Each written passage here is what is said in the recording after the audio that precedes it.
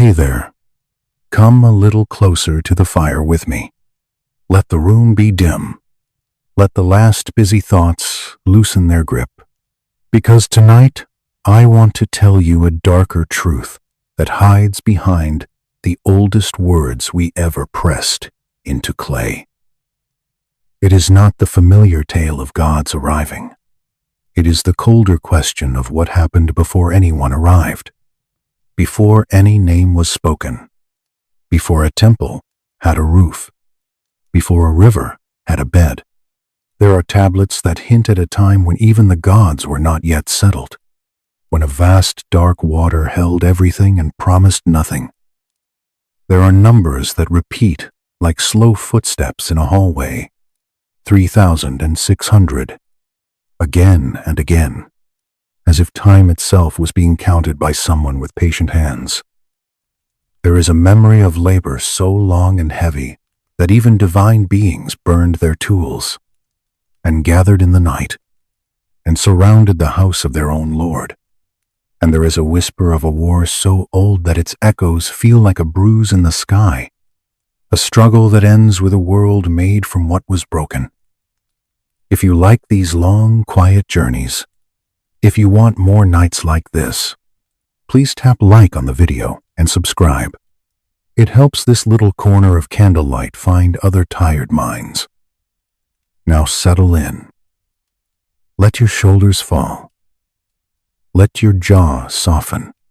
Feel the warmth that reaches you from the hearth, not as a burst, but as a steady tide, like a slow river in the dark.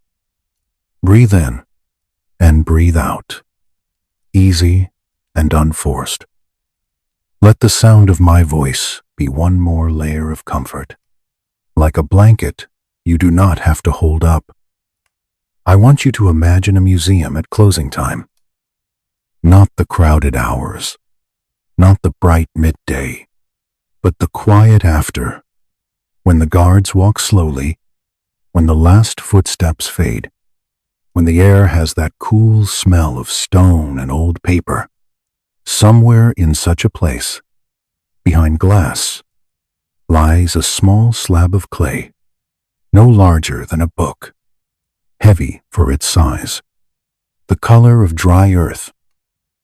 If you were standing here with me, you would see the wedge marks, tiny pressed angles, rows like planted seeds.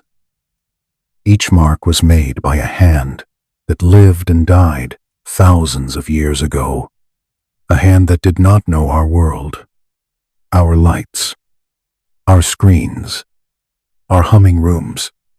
Yet that hand had the same simple need we have, to understand where we came from, and why the world feels the way it does, and what waits beneath it all.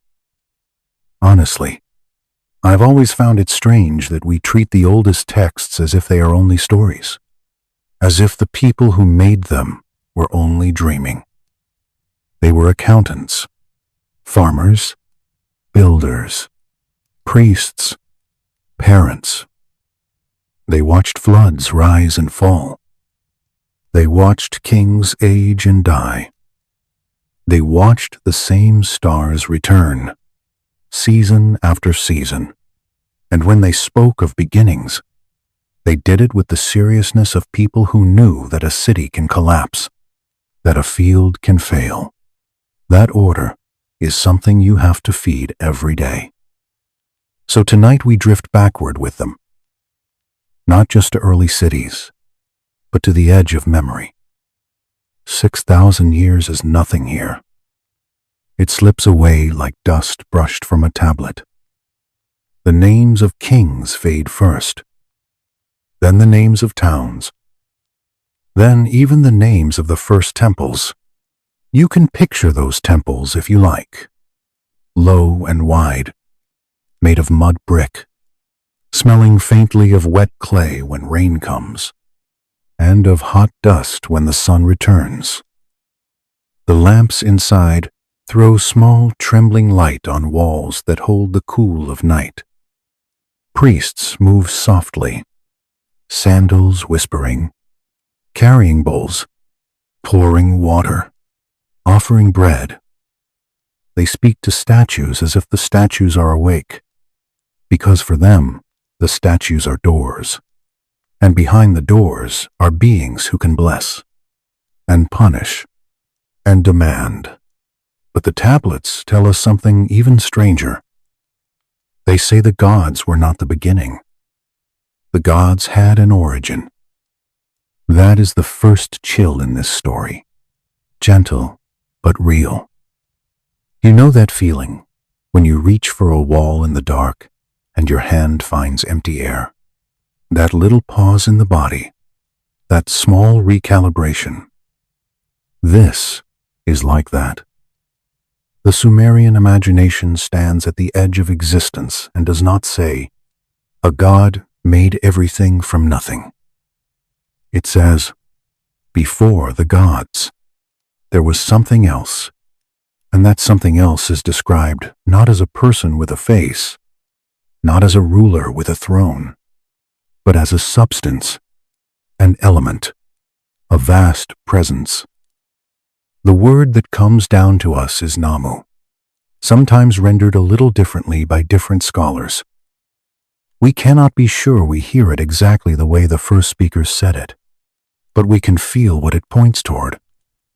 A cosmic sea, a boundless dark water that is not yet a river, not yet rain, not yet wave, more like pure potential, like a deep breath held forever. Try to picture it without forcing it. Not a scene with bright colors. Let it stay dim. Imagine an expanse with no edge. No sky above it because sky has not been separated. No ground beneath it because ground has not been formed. Just the sense of depth, the sense of weight, the sense of water pressing in every direction. In that old view, there was no creation from nothing. There was only transformation. There was only the slow emergence of difference from sameness. And then, in the quiet of that sameness, something begins to divide. Two names rise, simple names, almost like the first two syllables a child learns. An, the sky. Ki, the earth. In later telling, they can feel like father and mother, but at the beginning, they are principles. The first split, the first line drawn across the void. Above and below, high and low, light and dark, breath and bone. Some versions hint that these two were once pressed together, locked in a tight embrace, and that a wind god would later push them apart. Other readings suggest they emerged already distinct, as if the void itself could not help but ripple into shape. The older we go, the softer the details become. The tablets are broken. The lines are missing. The edges have crumbled. We do not get certainty. We get fragments, and the fragments are enough to make the imagination lean in. If you were a person in a riverland, if you lived where water can feed you and drown you in the same season, you might understand why the first thing would be water. And if you lived where mud can become brick, where clay can become a house, where a city can rise from a plain, you might understand why the next thing would be earth and sky, the two conditions you need for a world that can hold people. Now, because the Sumerians did not think of their gods as distant, they imagined the new order as a kind of household, and above, authority in the high realm, Ki below, foundation, and between them, later, the air, the wind, the space where breathing happens. There is a sense of architecture in their cosmos, like a house with levels, like a city with gates. I want you to feel how slowly this unfolds. Do not rush it. Imagine a single wedge mark being pressed into damp clay. The stylus is a cut reed. The hand is steady. The mark is made, and the hand lifts. A tiny ridge of clay remains. Then the next mark. A row. A line. The story is built the way a wall is built. One small unit after another. It does not arrive as a flash. It arrives as labor. And that is the shadow that keeps returning in these myths. Work. Duty. The burden of keeping things in place. Because when the Anunnaki appear in this tradition, they are not just a dreamy choir of shining beings. They are a family, a hierarchy, a royal house. The name is often understood as the princely offspring of An, those of noble blood. The gods have rank. They have roles. They have offices. They sit in councils. They argue. They make decisions that affect the world below. And I know, some people hear that and immediately jump to modern fantasies. They want spaceships and hidden planets and secret rulers. We can talk about those readings later. Softly. With care. Some scholars argue those ideas are built on translations that do not hold up. It is debated, and we cannot be sure. For now, let us keep our feet on the clay, on what the myth itself is doing. It is explaining why the world feels like it does, why labor never ends, why authority demands service, why the sky can bless and punish. In that sense, the darkest truth is simple. Even the gods, in this story, are bound by need. They are not effortless. They can be tired. They can be angry. They can be frightened. They can be forced into compromise. That is a very human picture, and it is also unsettling, because it suggests that the structures above us are not perfectly stable. They are maintained. So tonight, as you lie there and the room grows quieter, we step closer to the first threshold, the moment before names become crowded, the moment before councils and temples and cities, when there is only the deep water and the first slow separation. Namu. N. Ki. The breath of the void, turning into a world.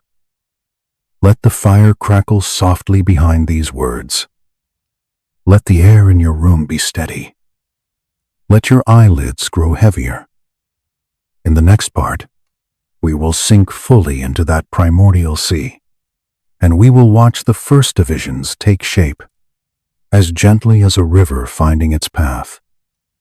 There is a moment I like to linger on, because it feels so close to the way sleep comes. Picture the scribe, not as a distant figure, but as a person at a low table.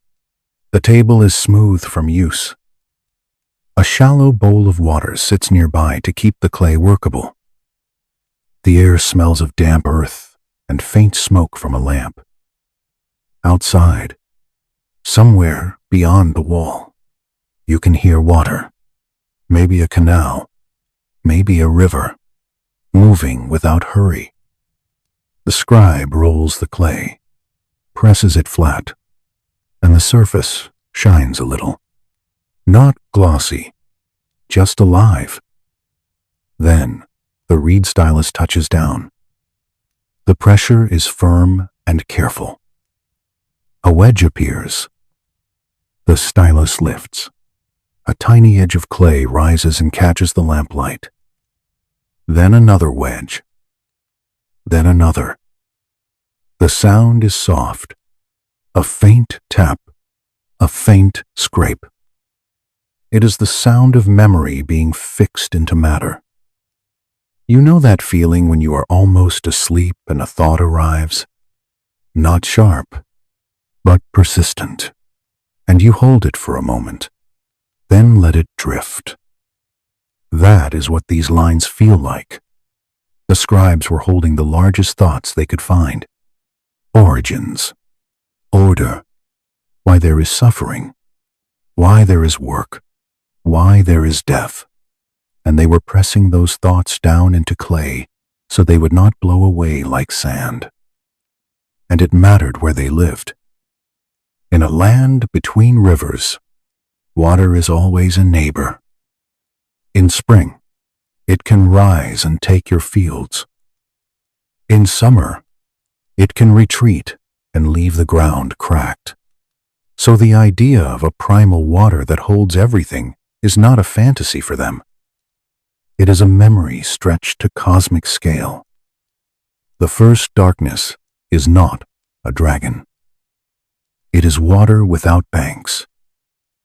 It is a flood that never ends.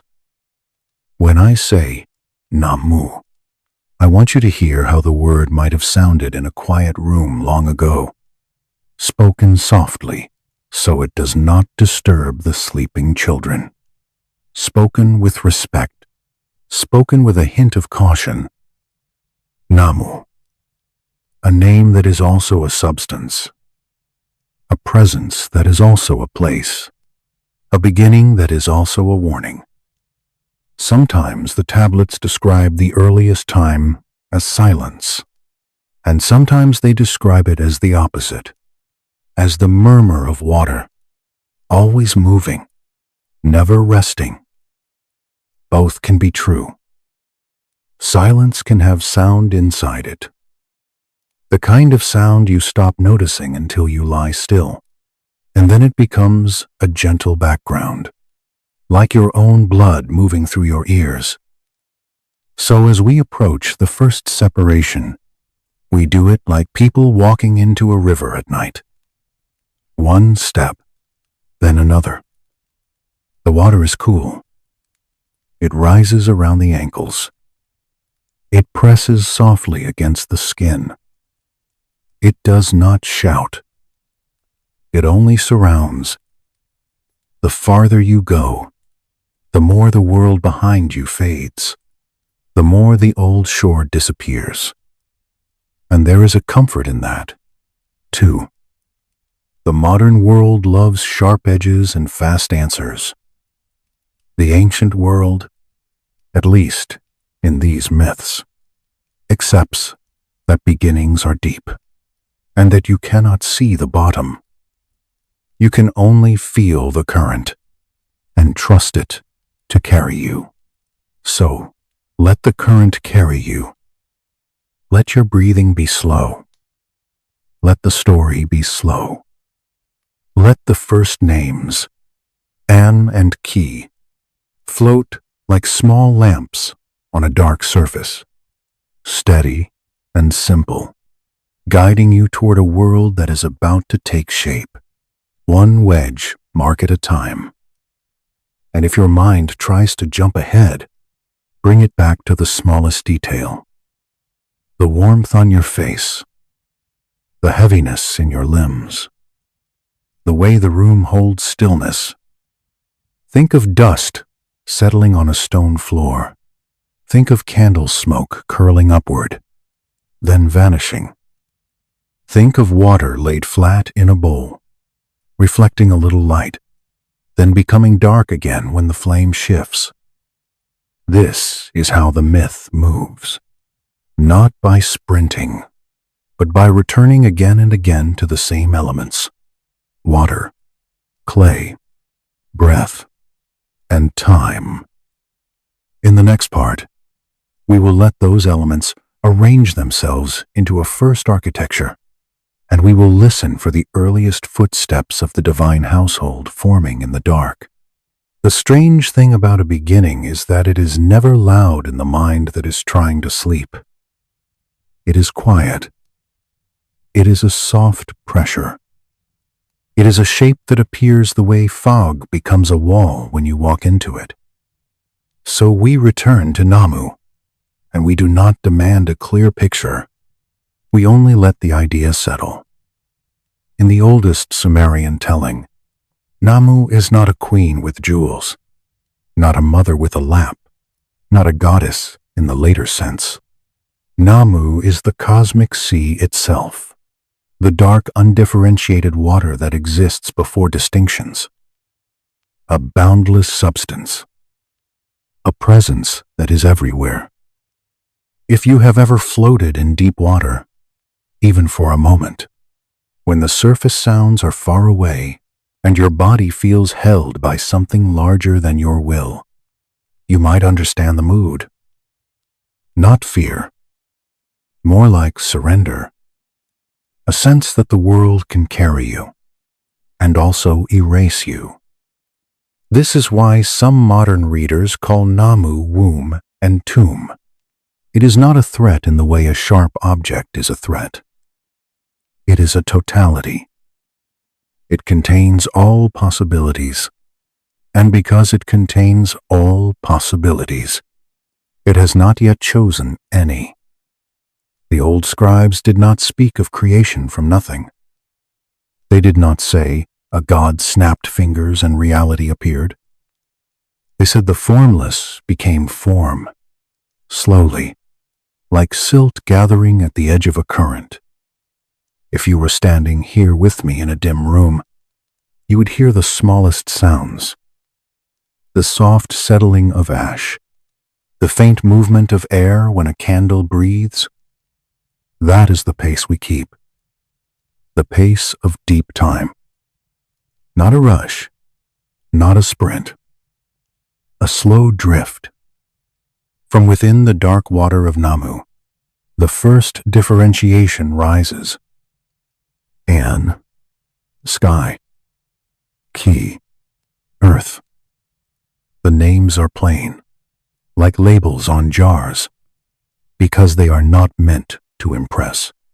They are meant to hold a concept steady.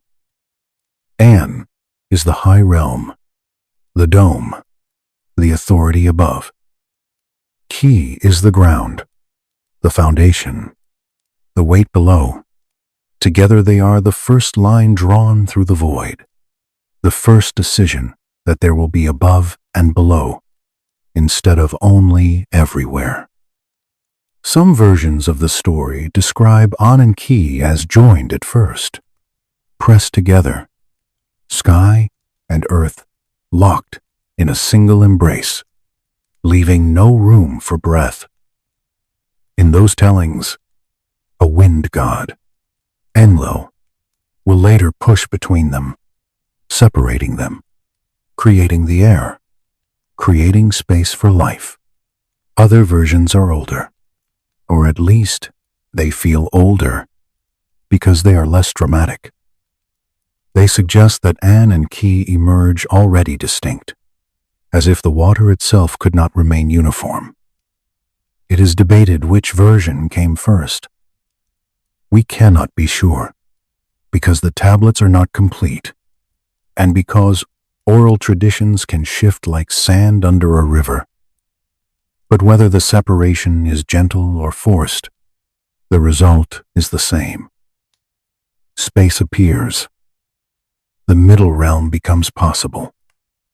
Breath becomes possible. Now, there is a tenderness hidden inside this cosmology. After separation, An and Ki do not remain distant forever. They come together. The first sacred marriage. The first joining that becomes a template for later creation. If you have ever watched two shadows meet on a wall as a lamp is moved, you know how soft an image can be, and still feel significant. The sacred marriage is like that. Not graphic, not loud, more like a slow alignment, a turning toward each other, a warmth that gathers. From that union, the first generation of gods is born. And this is where the story begins to feel like a family, like a court, like a political house. The Anunnaki will later be called the princely offspring, the royal lineage of An. But before we reach them fully, we meet the great figures who shape the cosmos into something livable, and sometimes into something frightening. Enlil, Lord of Air, of Wind, of Storm. Executive power, the one who enforces decisions, who separates, who commands. Enki, Lord of the deep waters, of wisdom, of craft. His realm is the Apsu, the freshwater depth beneath the earth, a mirror of Namu but more defined, a source of springs and rivers and secret knowledge. The great mother forms appear under different names in different lines, sometimes as Ninhursag, sometimes as Earth itself, sometimes as a mountain mother, fertility, and stone. The genealogy can contradict itself because the tradition is large and old. It carries many local strands, and sometimes the strands tie into knots. What matters for our calm journey is the feeling of structure emerging. The universe becomes organized like a city. There is a high realm of authority, a middle realm where humans will later live, a deep realm of water and wisdom beneath, and beyond that, a darker realm, the underworld, the land of no return, ruled by a queen whose name later readers render as Ereshkigal. I want you to imagine the three tiers the way a person in Mesopotamia might feel them. Heaven is not only the blue above your head. It is law. It is decree. It is the place where decisions come from. Earth is not only soil. It is the place where bread is made, where temples are built, where families sleep. The deep waters are not only groundwater. They are mystery, the hidden source, the place where knowledge is stored like cool water in shade. And the underworld is the quiet that waits for everyone, a vast still chamber where names fade. In this worldview, boundaries exist, but boundaries can be crossed. That is another soft fear in these myths. A god can descend. A goddess can return. A soul can wander. A mistake can open a door that should have stayed closed. The cosmos is orderly, but it is not sealed. It is maintained. This is why the Sumerians served their gods the way you serve a powerful guest who might actually be in the room. The statue in the temple was not only a symbol, it was treated as presence. Priests washed it, dressed it, fed it, spoke to it. The temple was a house. The god was the resident. The city was the estate. If that sounds strange to us, it is only because we live with different metaphors. For them, the divine was practical. And when you accept that, you begin to understand why the later parts of the story turn toward labor. If the gods are residents, then they have needs.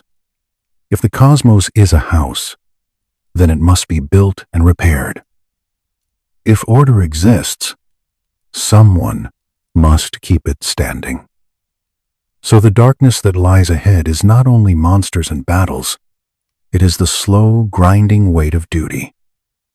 The older texts hint that before humans were made, the work of shaping earth, digging riverbeds, carving canals, lifting mountains, fell upon a class of lesser gods.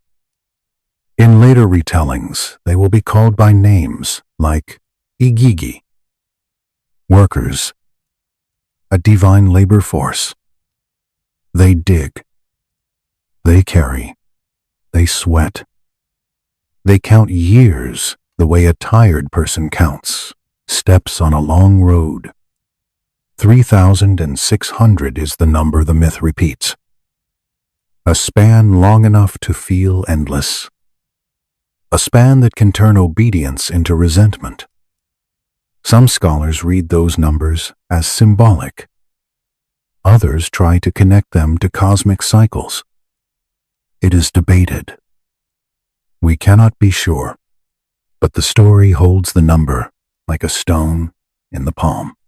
Heavy, specific, insisting that time mattered, that the burden lasted, that patience had a limit.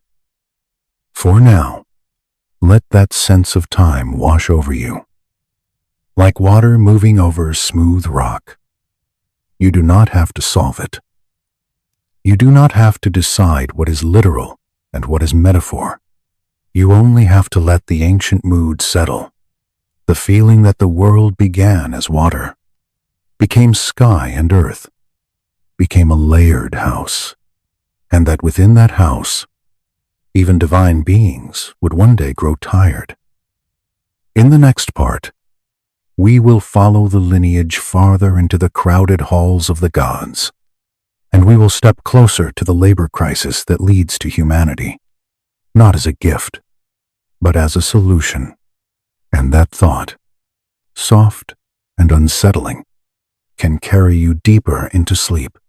Let us step from the cosmic into the human for a moment, because the Sumerian mind did not keep them separate.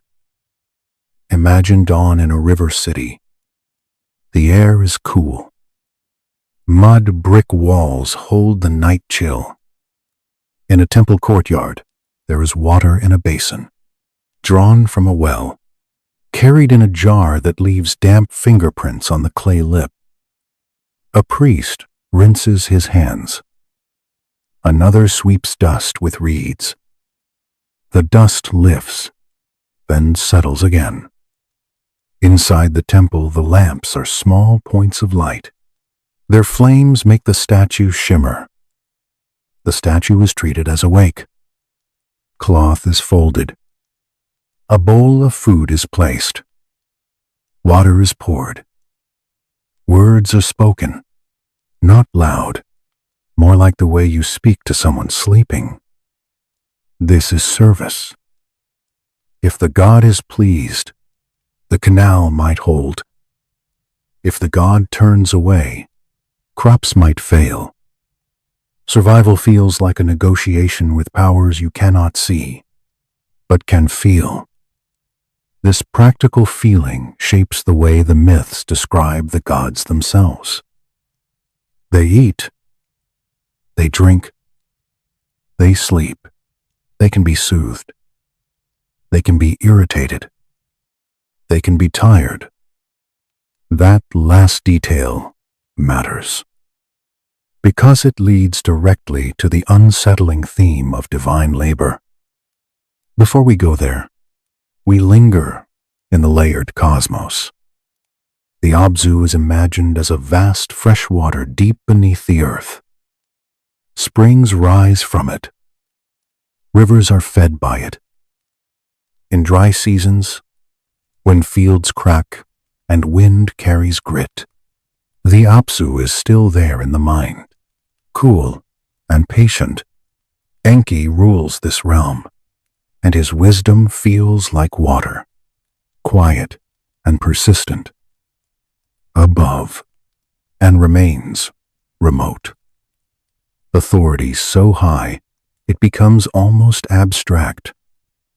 Many humans spoke instead to the gods closer to daily life, wind and water, sun and moon, love and war, grain and sickness.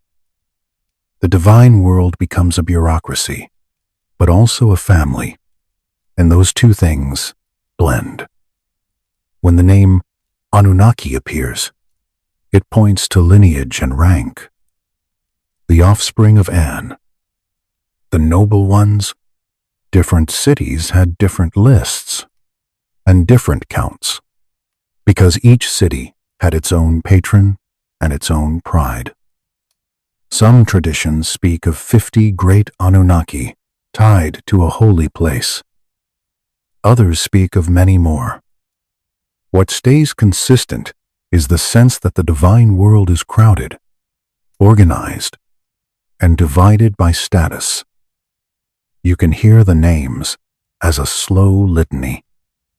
Nana, the moon, pale and steady. Utu, the sun, bright and watchful. Inanna, love and war, tender and fierce in the same breath. The underworld queen, quiet and unbending. The world is full of powers, and each has a room, a task, a title. Now we come to the darker hinge. The texts do not only describe divine authority, they describe divine exhaustion. A time before humans existed, when the work of shaping the earth was done by gods themselves, not by the High Council alone, but by a lower class, a workforce of lesser deities, often called Igigi in later lines. Someone had to dig riverbeds. Someone had to carve canals. Someone had to raise embankments. Someone had to carry wet clay in baskets that cut into hands. And the number returns. 3,600. Some scholars say it is symbolic. Others try to connect it to cosmic cycles. It is debated. We cannot be sure. The story wants you to feel that the burden lasted long enough to change the workers inside, long enough for resentment to grow. The myth says the workers finally reached a breaking point. They burned their tools. They gathered in the night. They walked together to the house of the god who commanded them. They surrounded it. They demanded relief. In that moment, the divine world looks like the human world. A workforce facing a ruler. A crisis that cannot be ignored. This is where the council is called. An is summoned. Enki speaks with a problem solver's voice.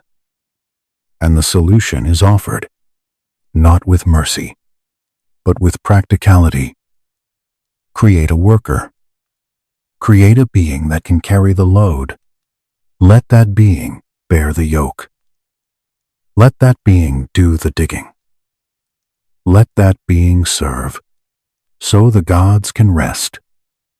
That being is us. Humanity as the answer to a labor dispute. It is a cold origin, and also strangely intimate. It makes human life part of the cosmic economy. Our sweat is not an accident. Our work is built into the arrangement. In the next part, we will step into the council chamber more fully, and we will watch the decision take shape, and we will follow the hints, gentle and uncertain, about what the gods themselves were building, and why they needed so much labor, and why the story keeps glancing upward, as if their home was not only in temples, but somewhere beyond the visible sky. For now, let your thoughts move as slowly as water in a canal at night. Imagine the moon on the surface, broken into quiet pieces by a small ripple. Imagine reeds at the bank, bending, then returning. All around, the old city sleeps, and above it, the sky feels like a dark lid with stars pressed into it like tiny grains. And in the oldest imagination, that sky is not empty. It has authority. It can send storms. It can listen.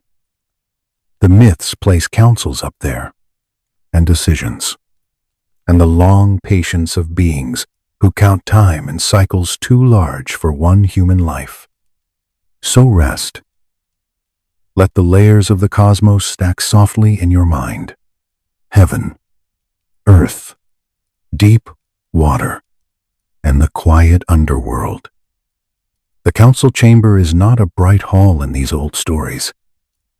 It is a place of low light and heavy air. You can imagine it as a room within a temple, walls of baked brick that hold the cool of night, a floor swept clean, yet never free of dust, a few lamps breathing on small pools of oil, their flames steady, their smoke thin, the scent of clay and resin and old water in the corners. If you were standing here with me, you would hear the hush of sandals.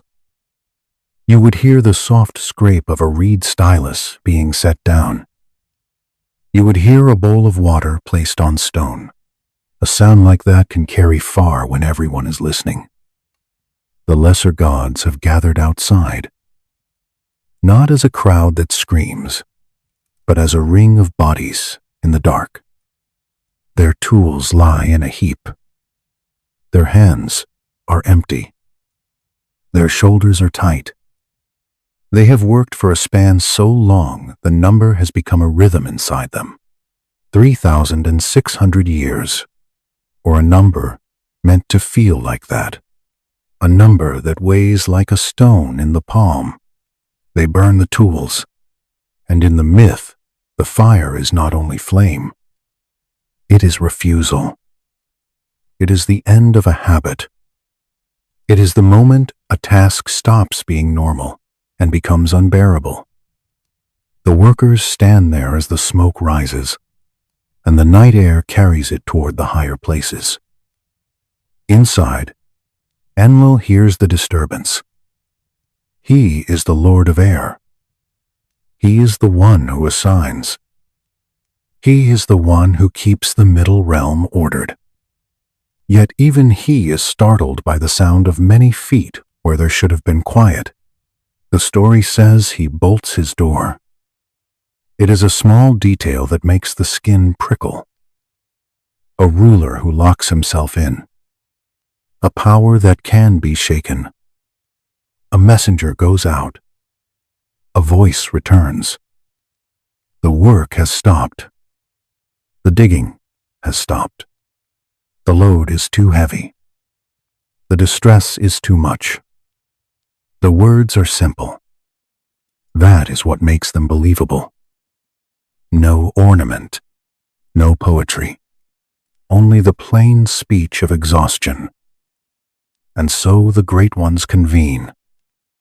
An is called from the high realm. Enki rises from the deep. Others gather with them. Those who carry titles and authority, those who are accustomed to deciding. You can picture them as statues that move, heavy with gold and lapis in later imagination. But in the older mood, they are bodies that need rest. They take their places. They listen. Enlil is Unger first. He wants to punish. He wants to crush the revolt and restore silence. In him you can feel the fear that order might break. A system that depends on work cannot allow the work to stop. The old texts do not hide this. They do not pretend authority is always gentle. Enki speaks with a different voice. In many myths, he is the one who sees around corners. He is water wisdom. He is the mind that moves through problems, like a current finding a gap. He says the workers are right. The burden is too great. The trouble is too much. He asks why blame them. He hears the earth crying out with their labor. He does not speak as a rebel. He speaks as a planner who wants the project to continue. Then he offers the solution. Create a worker. Make a new being that can carry the load. Let that being bear the yoke. Let that being do the digging. Let that being serve so the gods can rest. In the room there is a pause. You can feel it. A pause like the moment before sleep takes you. The mind sees the shape of something new. The body holds still. The air feels thicker. Then the council agrees. Not with celebration, but with necessity. This is the first time the story makes humanity sound like an instrument. A tool. A replacement part. The myth does not comfort us here. It places us in the position of labor. It says our origin is tied to exhaustion and resentment and the need of others. Yet even in this cold logic there is a softness. The being they plan to make is not a mindless animal. It will have understanding. It will have speech. It will have hands. It will be made from clay. The same substance that holds the writing. The same substance that becomes brick. The same substance that dries in the sun and becomes a wall. The myth keeps returning to clay. It is the substance of life and memory. In some versions, a god is sacrificed and his blood is mixed with clay. In some versions, the detail is less sharp. It is debated. We cannot be sure which line is oldest. But the feeling remains. Something of the divine is put into the human, so the human can work in a world built by divine hands. The mixture is meant to make us capable and obedient at once. So picture the making, not as a dramatic scene, but as a slow craft. A basin of wet earth. Water poured in. Fingers turning the mass. Clay yielding. A shape formed. The surface smoothed. The air cool on the damp skin of the new figure. The lamplight trembling over it. The breath of the room steady. If you have ever watched someone shape dough or knead clay, you know how calming it can be. The hands repeat. Press, fold, press. The material becomes consistent. The rhythm becomes soothing. In the myth, creation happens like that. Not in a flash, in a process. And while this is happening, the workers wait. Their revolt hangs in the air like smoke. They have not returned to the canals. They have not picked up the baskets. They are watching the council.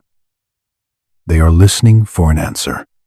When the first humans are ready, the story suggests the burden begins to shift. The earth still needs canals. The rivers still need beds. The fields still need water, carried through channels. The work continues, but the hands doing it have changed. This is where a darker thought settles. If humans were made to work, then the gods were never only distant. They were managers. They were owners. They were the ones who assigned tasks. That is why temples felt like houses. That is why offerings felt like service. A relationship of obligation. You do not have to feel fear here. You can let it become a quiet observation. Many human systems have worked like this. Those with power look for those who will carry the load. The myth is not only about gods. It is about a pattern that repeats like footsteps. So as you rest, let the pattern become still. Let it be a slow line on clay. Let it be a story told in a calm room. The myth does not ask you to revolt or submit. It asks you to notice. It asks you to see how the old world understood work, duty, and creation. In the next part, we will step farther back again, beyond the council, beyond the making of humans, into a more ancient catastrophe that the later texts describe. A war in the deep heavens, a mother sea that becomes a monster, a younger champion who rises, and a world built from what is broken. We will walk there slowly, with steady breath, and let the darkness become quiet. Let us linger with the workers a little longer, because the old tablets do. They do not rush past the discomfort. They make you feel the weight of baskets and the drag of wet earth. They make you hear the river before it is tamed. Picture the plain between two rivers. In daylight it looks wide and open, a skin of mud that cracks when the sun pulls at it. In the evening, the ground cools and the cracks soften. Water gathers in the lowest lines. The air smells of silt and reeds. In the far distance, you can hear frogs, a soft and steady sound. Even the stars seem low, as if the sky is pressing down. The workers dig by hand. They dig with tools that are not magical, only sharp enough. They cut channels. They lift mud. They stack it. Each motion is small. Each motion repeated becomes a long day. And in the story, the day becomes a year. The year becomes a century. The numbers are there to tell you how long resentment can live without anyone seeing it. They are called the Agigi in one telling. A class beneath the ruling line. Younger. Lesser. A workforce. Yet even a lesser god is still a being with thought. That is what makes the revolt feel like a shadow of our own history. A mind that can count can also refuse. At night, when the labor stops, they lie down where they can, on the edge of a canal, on a mat of reeds, under a low shelter made from poles and woven grass. The wind moves through the openings and the skin cools. The body is heavy. The hands are sore. The mind is still awake. You know that feeling when your muscles want sleep but your thoughts keep running. It is like that. Somewhere nearby, a temple is being raised. Brick by brick. The bricks are made from the same mud they have lifted all day, mixed with straw, pressed into a mold, set in the sun until the surface hardens. If you touch the brick, you feel warmth still trapped inside it, a quiet heat. The smell of sun-dried earth is gentle. It is almost comforting. It is also a reminder that the world is being built from labor. Inside that future temple, priests will one day wake the god. They will wash a statue. They will dress it. They will bring bread and beer. They will speak words into the dim. The statue will sit in calm silence. The people will feel watched. The myth turns a god into a resident, a god in a house, a god who eats. This is why the revolt matters. If a god can be served, a god can also depend. If a god depends, a god can be pressured. The story is showing you something unsettling in a quiet way. Power needs maintenance. The night the workers surround Enlil House is described like a real event. They walk together. Their steps are many, but they do not shout. They carry torches. The flame is small, then many small flames. The air fills with smoke. The smoke catches in the throat. The smell is bitter. The heat on the face is brief. Then the torch lowers and the light moves on. They arrive at the doorway. They stop. They stand so close their shoulders touch. The silence is deep. You can hear breath. You can hear the soft movement of cloth. You can hear the faintest clink of a tool being dropped. Then the ring forms. A circle is a strong shape. It is hard to ignore. Enlil feels it, even if he is a storm god. Even if he commands wind, he still knows what it means to be surrounded. The door closes. The bolt slides. The sound is small. The meaning is large. And then comes the council. And then comes the plan to make a human worker. Yet the texts do not let you forget the mood of that night. Because something shifted. The world learned that even divine order can be negotiated. Not by kindness. By pressure. When the first humans appear, the myth treats them as new hands entering an old field. The river still runs. The mud still clings. The reeds still sway. The sun still rises and dries the skin. The work is the same. Only the worker changes. This is one reason the creation is told with clay. Clay is humble. Clay is everywhere in that land. Clay becomes tablet. Tablet becomes memory. A story pressed into wet clay can survive fire, can survive flood, can survive the fall of a city. When you think of deep time, think of that. A little rectangle of earth, marked by a reed, carried into a museum hush thousands of years later.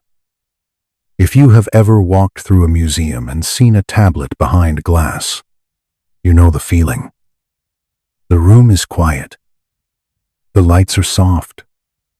The air is cool. The label is small. The writing looks like tiny bird tracks. You stand there and realize someone pressed those marks into mud with their hand. Someone had a day. Someone was tired. Someone feared the gods.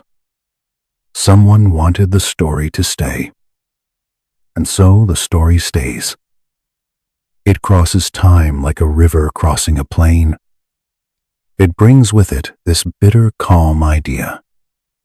We were made to carry burdens. Yet we also carry memory. We carry the ability to look back. That ability is the thin thread that turns a tool into a witness. In the next part, we will let that thread pull us backward again. We will go to the older layer, beneath the older layer. We will touch the place where the first waters were not rivers but a vast, undivided sea. We will feel the moment when the silence is broken by new voices. We will watch how the old powers react when they cannot sleep. We will keep our tone gentle. We will keep our pace slow. And we will let the cosmic darkness become a kind of shelter. For now, just stay with the image of hands in clay. A thumb smoothing a ridge. A finger leaving a line. A small breath on a lamp flame. Outside, water moving in a canal that did not exist before the digging. Inside, a council deciding that someone else will take the shovel. It is dark history, but it can be held softly. Let your shoulders drop. Let your jaw loosen. Let the room around you become quiet. The old world is far away. The fire beside us is steady. The dust in the air is slow. The river breath is slow. And the story keeps walking, one careful step at a time. When you are ready, imagine the reed stylus again. It taps the tablet once, twice, then presses. Each wedge is small. Each wedge is a choice. The scribe is not loud. The scribe is patient. The tablet drinks the shape. In that patience there is a lesson. Even the darkest account can be written in calm. Even a revolt can be remembered as a quiet turning. Even a burden can become a lullaby. Now we step farther back, beyond the canals and the council, into a story that feels like thunder held under water. It is a later telling, shaped by later cities, yet it carries an older taste, salt and silt and fear of the deep. Begin with the silence before names. The texts speak of a time when heaven had not been named, when firm ground below had not been called by a name. It is strange how a name can feel like a wall. Without names, everything is open. Without names, everything can shift. In that first openness, there is water. Not a river. Not a sea with waves. A vast mingled water, fresh and salt together, dark and without shore. One telling calls it Namu. Another speaks of Absu and Tiamat, the fresh depth and the salt mother, waters blending as one body. When you picture this, do not picture a storm. Picture stillness, a heavy stillness, like a night lake before wind. Then come voices, younger voices, new movement. The myth says the younger gods surge back and forth. They laugh. They disturb the belly of the old sea. It is a small detail again, almost domestic. Noise in a house. A parent who cannot sleep. Absu complains. He wants rest. He says the clamor is too much. He wants to destroy what disturbs him. It is an unsettling motive for cosmic violence. Yet it feels honest. Sometimes the first reason for harm is simple irritation that grows into rage. A desire to make the world quiet by force.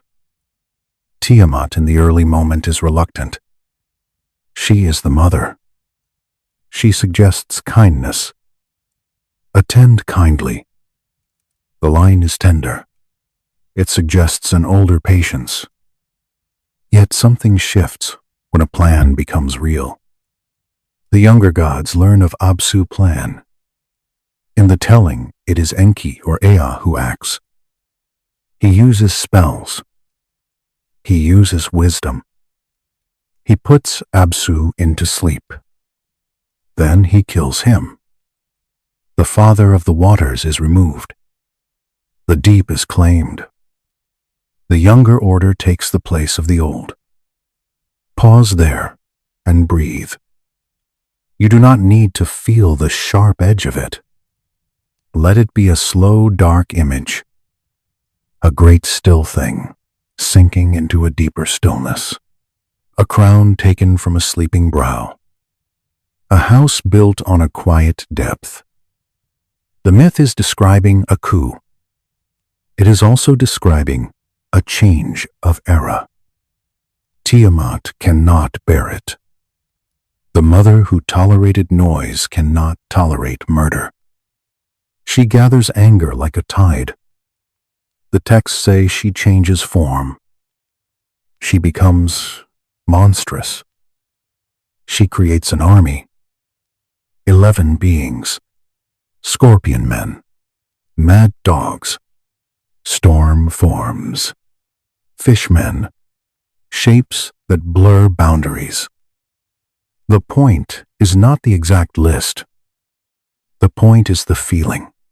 Chaos rising to punish order. She raises a new consort, Kingu. She gives him the tablet of destinies, the symbol of authority. In that gesture, you can hear politics. Power handed to a favored hand. A new court forming inside the old sea. The younger gods are afraid. They are not calm. They do not act like beings without limits. They tremble. They send Anu. He turns back. They send Enki. He cannot face her. The room of the gods fills with dread. Then a champion rises, Marduk, in the later Babylonian telling, a young god with storm in his hands. He does not offer help for free. He demands kingship. If he saves them, he must rule. And the frightened council agrees. Desperation can sign away authority in a single night. So Marduk goes out. He carries weapons. A bow. A net. Winds gathered into tools. The language is poetic, but you can feel the physicality. A storm chariot. 4 terrible steeds. The sky itself turning into a weapon. Tiamat opens her mouth to swallow him. He sends wind into her jaws. She inflates. She cannot close. He shoots an arrow down her throat. She falls. The old mother dies. The army breaks. The tablet of destinies is taken back. Then comes the act that makes many people uneasy. Marduk splits her body. The upper half becomes heaven. The lower half becomes earth. Mountains from her breasts. Rivers from her eyes. The world is made from a corpse. This is a dark creation. It says order is born from violence. It says the stable world is built from what was cut apart. It is not gentle, yet it can be held gently in the mind. Because the myth is also an attempt to explain a truth many people feel without words. Something ends. Something begins. The new world stands on the remains of an old one. If you listen closely, you can hear why later scribes loved this tale. It supports kings. It supports cities. It says a strong ruler defeated chaos and built structure. In Babylon, the ruler was Marduk, so the story lifts him high. But older Sumerian layers may have given the role to other gods, Enlil or Ninurta. Scholars debate this. We cannot be sure. Myths move as politics move. And that is where another debate begins. Some readers treat this as pure poetry, a sacred explanation for why the world has seas above and seas below, why storms rage, why rivers carve the land. Others take the language more literally. They imagine an ancient memory of catastrophe, perhaps a cosmic collision, perhaps a lost world shattered, perhaps the asteroid belt is a scar. You may have heard names like Sitchin. You may have heard Nibiru, the idea of a wandering planet on a long orbit. Mainstream scholars reject that reading. They point to translation issues. They point to the way ancient texts use metaphor. They point to astronomy and stability. They say it is myth. Many scientists would agree, yet the myth still carries the shape of disaster. Even if it is only a story, it chooses to build order out of wreckage. That choice says something about how people felt under the night sky. In Mesopotamia, the sky is big. The land is flat. The stars look close. The wind can arrive suddenly and make the world sand and darkness. Floods can rise. Cities can fall. When you live with those forces, you may imagine the cosmos itself as a place where the old can rise and swallow you. So the story of Absu and Tiamat becomes a way to speak about fear without naming your own fear. It becomes a way to say the world was made, therefore it can unmake. It becomes a way to say there was a time before our time, therefore our time is not the center. Now bring that back to the Anunnaki. In some lists, they are the royal offspring, the council line, the governing family. In some popular retellings, they are those who from heaven to earth came. It is a phrase that can be read as metaphor or as literal descent. The texts themselves are not a clean manual. They are fragments. They are songs. They are temple recitations. They are accounting turned into legend. If you treat the story as literal, you might imagine survivors. A world damaged. A people seeking refuge. A long project on Earth. A workforce. A revolt. A human worker created as a solution. This is the ancient astronaut shape. If you treat the story as myth, you might imagine something else. The Anunnaki as a divine bureaucracy, a way to map natural forces, a way to explain why cities need labor, why kings need authority, why priests need offerings, why rivers must be controlled. Both readings can exist in the same room. The old tablets do not force you to choose. They sit quietly. They let your mind move. And in the quiet, there is a smaller truth. Humans have always looked at the night and tried to explain why they feel small. When they did not have telescopes, they had stories. When they did not have equations, they had names. They said the sea was a mother. They said the wind was a lord. They said the stars were stations for gods. That does not make them foolish. It makes them human. They were using the tools they had. Clay, breath, memory, a stylus, a temple lamp.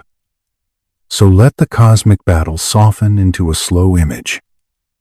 A dark sea, a murmuring, a storm rising, a change. Then a new sky formed. A new earth spread. Rivers running. Mountains standing. A calendar set. Days counted. The same numbers returning. 60, 360, 3,600. Numbers that feel like wheels turning. Some people find these numbers eerie. They feel like a code. Yet they can also be simple. 60 is a useful number. It divides well. It holds fractions. It fits time and circle. A priesthood watching the sky might choose it because it works. The human mind loves patterns that help it measure. And still, the eerie feeling remains. Because even a practical number can become sacred when it repeats for centuries. A count becomes a chant. A chant becomes a law. As you rest, take the law out of it. Take the pressure out of it. Keep only the hush. Keep only the slow river of the story. The world, in these tales, is born from water. It is shaped by wind. It is written into clay. It is carried by people who want the dark to make sense. In the next part, we will drift forward again, closer to the cities, closer to the question of why the gods need gold, why the temples are full of metal, why some mysteries keep pulling modern minds into speculation. We will keep it gentle. We will keep it careful. For now, let the ancient sea hold you, not as a threat, but as a wide, quiet place where thoughts can float and settle. Think of a museum again. A hallway with stone floors, your footsteps muted. A glass case holding a cylinder seal. Tiny carved images roll in your mind like a small moon. A star. Dots around it. Some people say it is a map of the solar system. Others say it is only decoration. The seal does not speak. It only shows. We supply the meaning. There are other places where meaning gathers like dust. The sudden rise of Sumer around the 4th millennium before the Common Era. Writing, mathematics, city walls, temples on platforms that become ziggurats, irrigation networks drawn across the plain like veins. It can look sudden if you look only at the final shape. Then you find older layers beneath. Ubaid village, Uruk growth, accounting marks that become pictographs, pictographs that become wedges. Continuity. The slow truth that most revolutions are made of many small steps. Still, the feeling of surprise is real. A person sees the first written lines and feels a chill, because writing is a kind of immortality. A thought pressed into clay can outlive a king, outlive a flood, outlive a language. It can wait behind glass until a new eye learns to read. The Sumerians chose 60. They counted time with it. They measured circles with it. 60 seconds, 60 minutes, 360 degrees. It is easy to say they chose it because it is divisible, because it handles fractions smoothly. That is true. It is also true that the sky itself offers a rhythm close to it. The year, the cycle of seasons, the path of the sun through the stars. A calendar wants a circle. A circle wants a number that breaks into many pieces. Then there is the longer cycle, the slow wobble of the earth that shifts the stars over thousands of years. Some people claim the ancient observers knew it. Others say later astronomers knew it. The record is complex, but the idea itself is soothing. A cycle so long that no one person can hold it, yet a tradition can. It is a reminder that knowledge can be communal, passed like a candle flame from hand to hand. This is where alternative readings enter. If a cycle is longer than a life, perhaps the ones who measured it lived longer. Perhaps they were gods. Perhaps they were visitors. Or perhaps they were simply many generations of careful watchers, priests who wrote down positions night after night, year after year, and let the slow drift reveal itself. Notice how both paths lead to the same place. Passions. Either you have long lives, or you have many lives linked. The result is the same. The sky is watched. The pattern is noticed. The pattern becomes story. There is a site in Turkey, a place of carved pillars older than farming. Great stones set in circles. animals carved in relief. It unsettles people because it suggests complexity before the usual timeline. Yet it can also be a gentle lesson. Humans have always been capable of gathering and building when a shared purpose calls them. You do not need metal to lift stone if you have time and cooperation and the will to repeat a task until it yields. So the mysteries are real in one sense. There are gaps. There are surprises. There are moments when the neat ladder of progress looks crooked. But a gap does not automatically mean a visitor from the stars. It can mean missing layers in the earth. It can mean evidence not yet found. It can mean the modern habit of underestimating the past. And still, the old stories invite the visitor thought because they describe gods as physical. They eat, they sleep, they tire, they build houses, they dig canals. That is not how many later religions describe divinity. It is practical. It is almost workmanlike.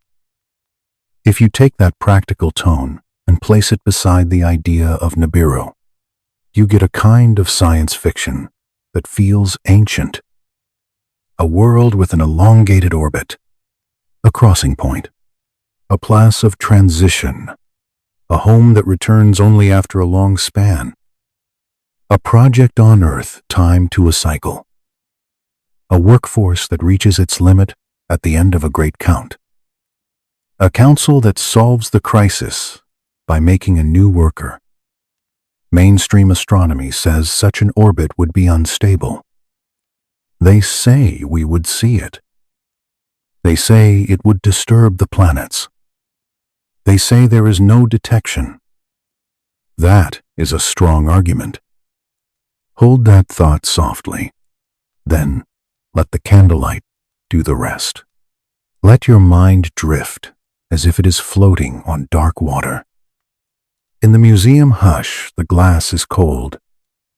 Your breath fogs it for a moment and then clears. Behind it, the clay sits in a careful pool of light. Wedge marks remain sharp even after so many centuries. Dust rests in the corners of the case like a soft curtain. It is easy to forget that the tablet was once wet. It was once warm from the hand that pressed it. It was once carried through streets where sandals tapped stone and reeds brushed doorways. I have always found it strange that the oldest stories feel both distant and close. Distant because the names are unfamiliar. Close because the problems are familiar. Work, hunger, fear of disorder. The need to explain why the world can be so heavy. The texts that speak of the Anunnaki do not give us a single clean answer. They give us layers. In one layer, the gods are principles. Sky, earth, wind, water. In another layer, the gods are a court. They hold meetings. They argue. They make deals. They punish.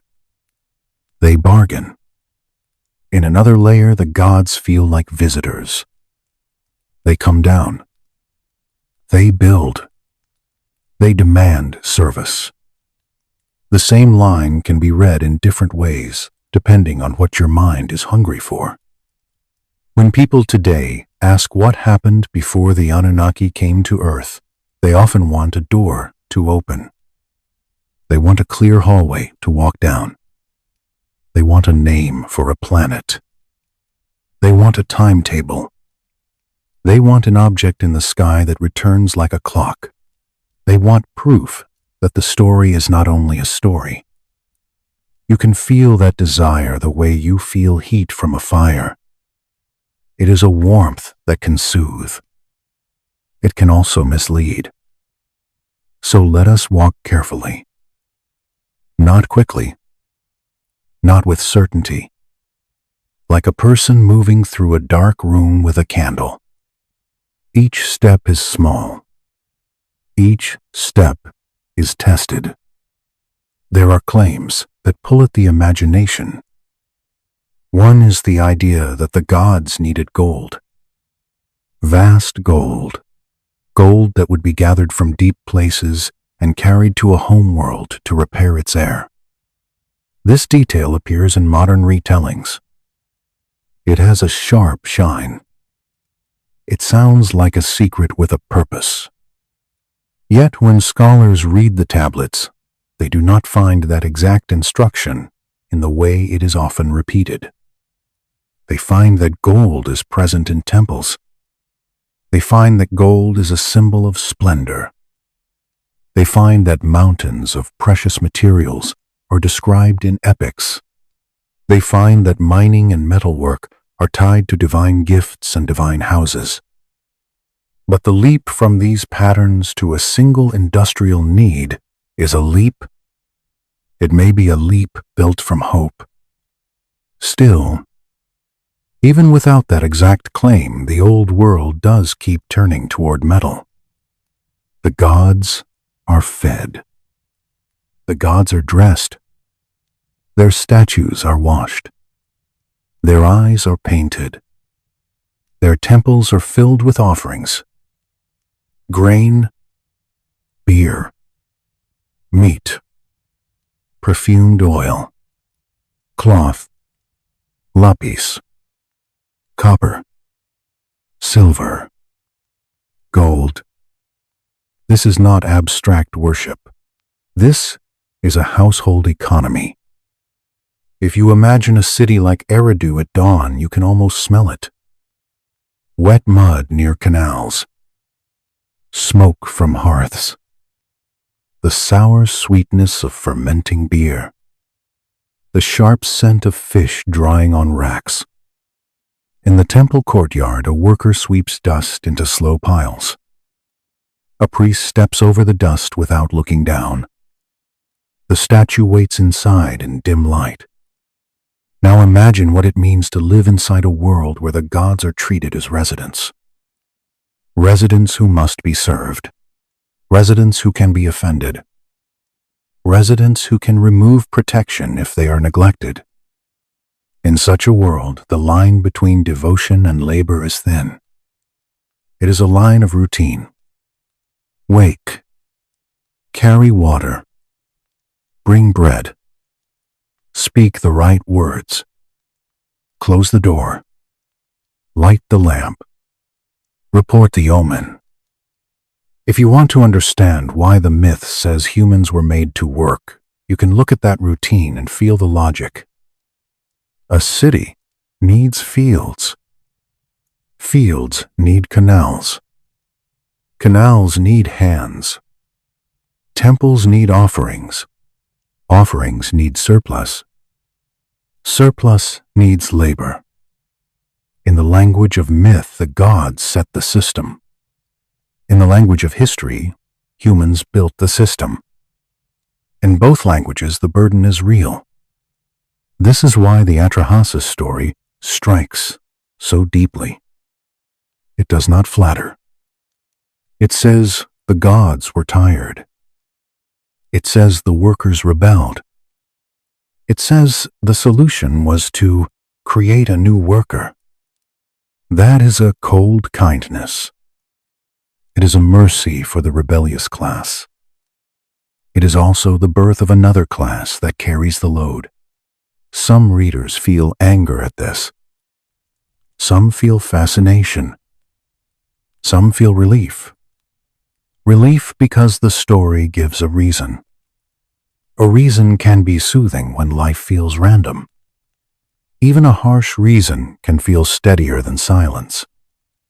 But the texts also complicate the picture. Enki is not only a manager. He is also the one who helps. He is the one who gives tricks. He is the one who warns humans in flood stories. He is the one who hides knowledge in the deep. Inanna is not only love. She is also war. She takes, she steals, she descends, she returns. Enlil is not only order, he is also rage. He is also fear of noise. The gods are not perfect. They are a mirror of us.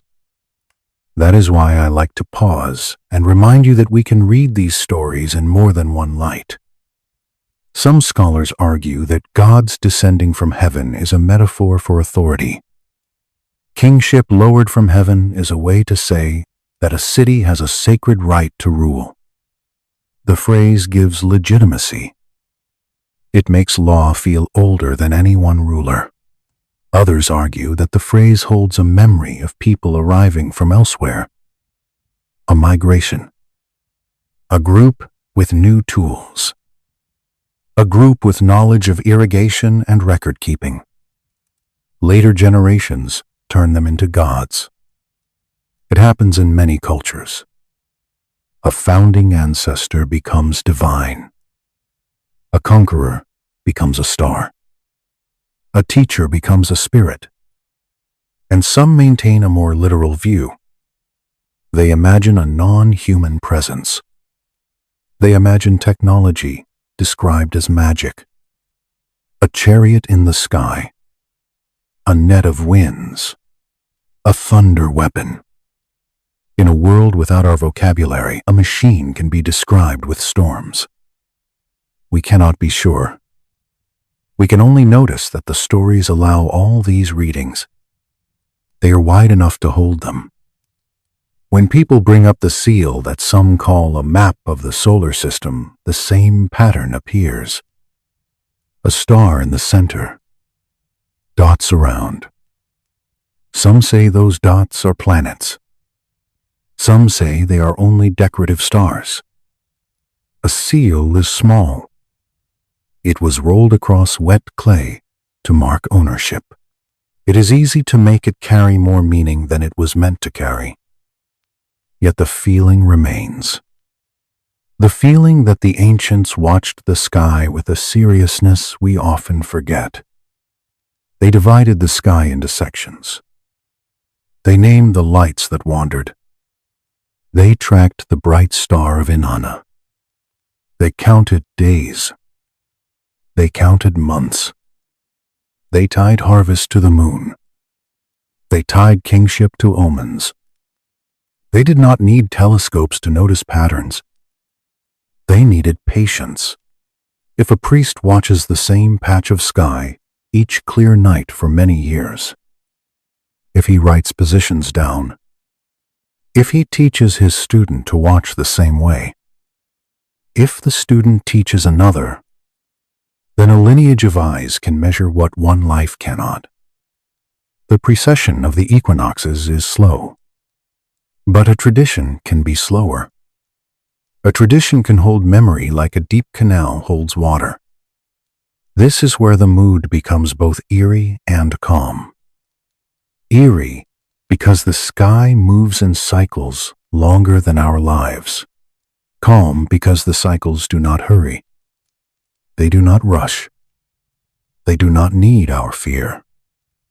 They simply turn.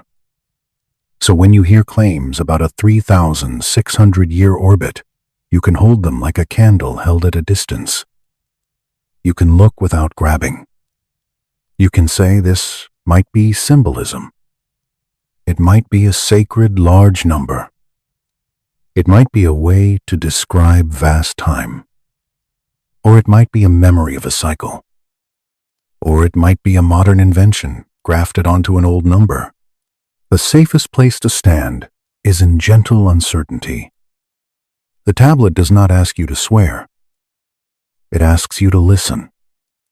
And while you listen, the darker implication can soften. If humans were made to serve, then the question is, what do we do with that story now? Do we accept it as fate? Do we reject it? Do we transform it into a lesson about power? I think the calm answer is that we notice it. We notice how often creation stories justify hierarchy. We notice how often the burden is placed on the many so the few can rest. We notice that this pattern can exist even without gods. It can exist in courts, in factories, in offices, in any system where someone assigns, "Now bring your attention back to the room you are in." The candlelight, the steady fire, the slow sound of your breath. You are safe here. The ancient world is far. You can let it drift like dust in a beam of light. In the next part, we will follow the story forward into the strange blend of myth and history where Sumer rises. Cities appear. Writing becomes a tool of temples. Kingship is said to descend. We will keep the tone soft. We will keep the edges smooth. We will let each claim sit gently, and we will mark what is debated.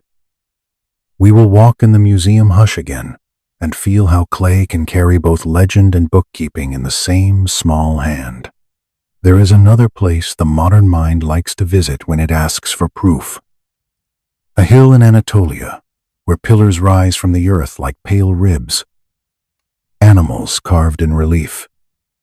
Fox, boar, bird, snake. A circle of stone set up long before cities as we define them. When people stand there in photographs, they look small. The stones look patient. The wind looks older than language. Some say this is a sign that something taught early humans. Some say it is a sign that humans were always capable. I lean toward the second view because it is kinder, and also because it fits what we know about our species. When a group has enough food and enough safety for a while, when they have fire and shelter, when they have time to gather not only to survive but to remember, then they can build. Even without metal, even without writing. Muscle and rhythm can move heavy things. 100 hands can do what one hand cannot. A season can become a calendar. A song can become a plan. If you were standing there with me, you would hear your own footsteps on dry ground. You would feel dust in your shoes. You would see how the carvings catch light.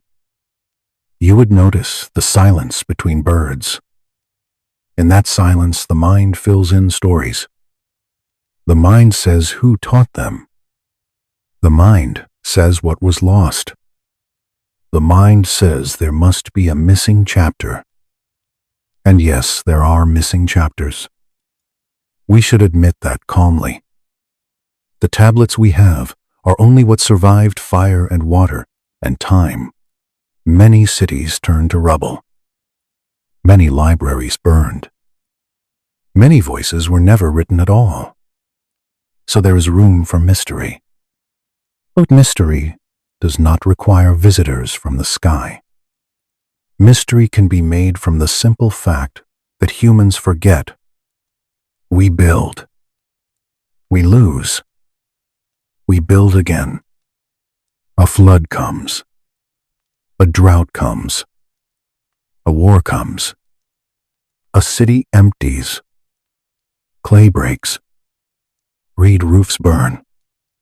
Then later another group arrives. They find stones. They find broken pots. They find a mound and they build on it because high ground feels safe. Over centuries, the mound grows. Layer on layer. A stairway made of dust. This is why the phrase "before the Anunnaki" can feel like a doorway to an older darkness. Because there was always a before. There was always a time when a name was not yet used. A time when a god was only a wind. A time when a king was only a strong farmer with good allies. The Sumerians themselves lived on the edge of marsh and river. Water was their companion and their threat. If you have ever stood near a river at night, you know the sound. A low breath, a steady moving. It is soothing, and it is also a reminder that the ground can change. So imagine the first temple platforms rising from mud brick. Imagine workers carrying baskets of clay. Their shoulders ache. Their feet sink. They work in heat. They work in insect hum. They work in the smell of wet earth. Above them, a supervisor calls out, "Counts." In the distance, a canal glints under the sun. In the temple, a lamp waits to be lit. When you picture these scenes, the myth becomes less like science fiction and more like a poem about labor. Gods and workers, managers and rebels, clay and water, the oldest materials, the oldest arguments. And now, as you settle deeper into stillness, let the debate float. Let it be a slow river that carries questions without demanding answers. The only thing you need to do is breathe. The fire beside us keeps its steady rhythm. The candle does not flicker wildly. It simply burns. Soon we will turn the tablet in our mind and look at the next line. Not for proof, for texture, for the feeling of a human hand pressing meaning into soft clay and trusting that it will dry. In that trust there is a quiet courage. And as you listen, you can borrow that courage. You can let the dark feel gentle. You can let the unknown feel wide. You can rest. The room stays dim. The air is calm. Your shoulders can loosen. Your jaw can soften. The story can keep moving even while you drift. Your eyelids can feel heavy. The museum light fades in your mind. Only the slow river remains. The clay feels different now. Not because the tablet changed, but because we have turned it in the light. We are no longer looking only at the farthest beginning. We are looking at the moment when the human world begins to write itself down. The moment when memory becomes a mark. A mark becomes a record. A record becomes a doorway. Sumer did not rise like a sudden flame in an empty field. It rose like a slow lamp in a room where people were already awake. Before the famous city names, there were villages. Before the tall platforms, there were low ones. Before the neat wedge script, there were simple pictures scratched into soft clay to count jars and sheep and baskets of grain. This matters because a great deal of the mystery comes from the illusion of suddenness. When a person sees the first true writing on a tablet in a museum, it can look like magic. It can look like a gift dropped from the sky. But when you step back and watch the layers, you see a different shape. You see accounting. You see small symbols. You see signs repeated. You see hands practicing. You see a system growing because the temple needed to remember who owed what. If you were standing with me in a workshop near the temple, you would hear the sound of reeds. A soft scrape.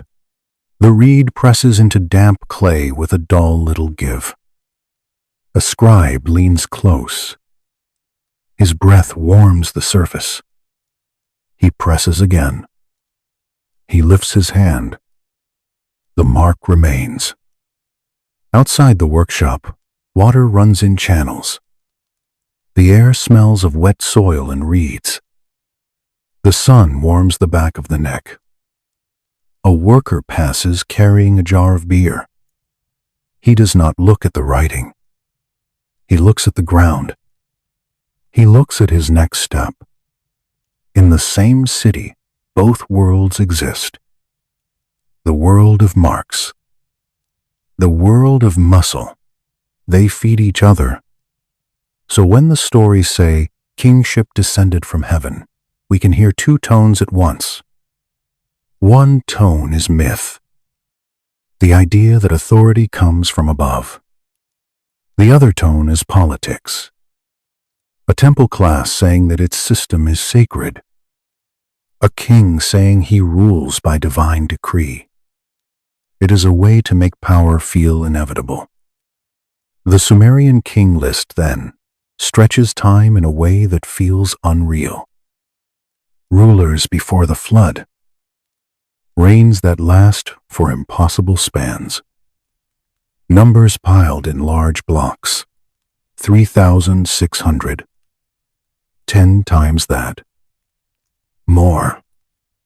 To a modern reader, it can feel like a code. It can feel like evidence that the scribes knew of a long orbit. It can feel like a hint of a world returning on schedule.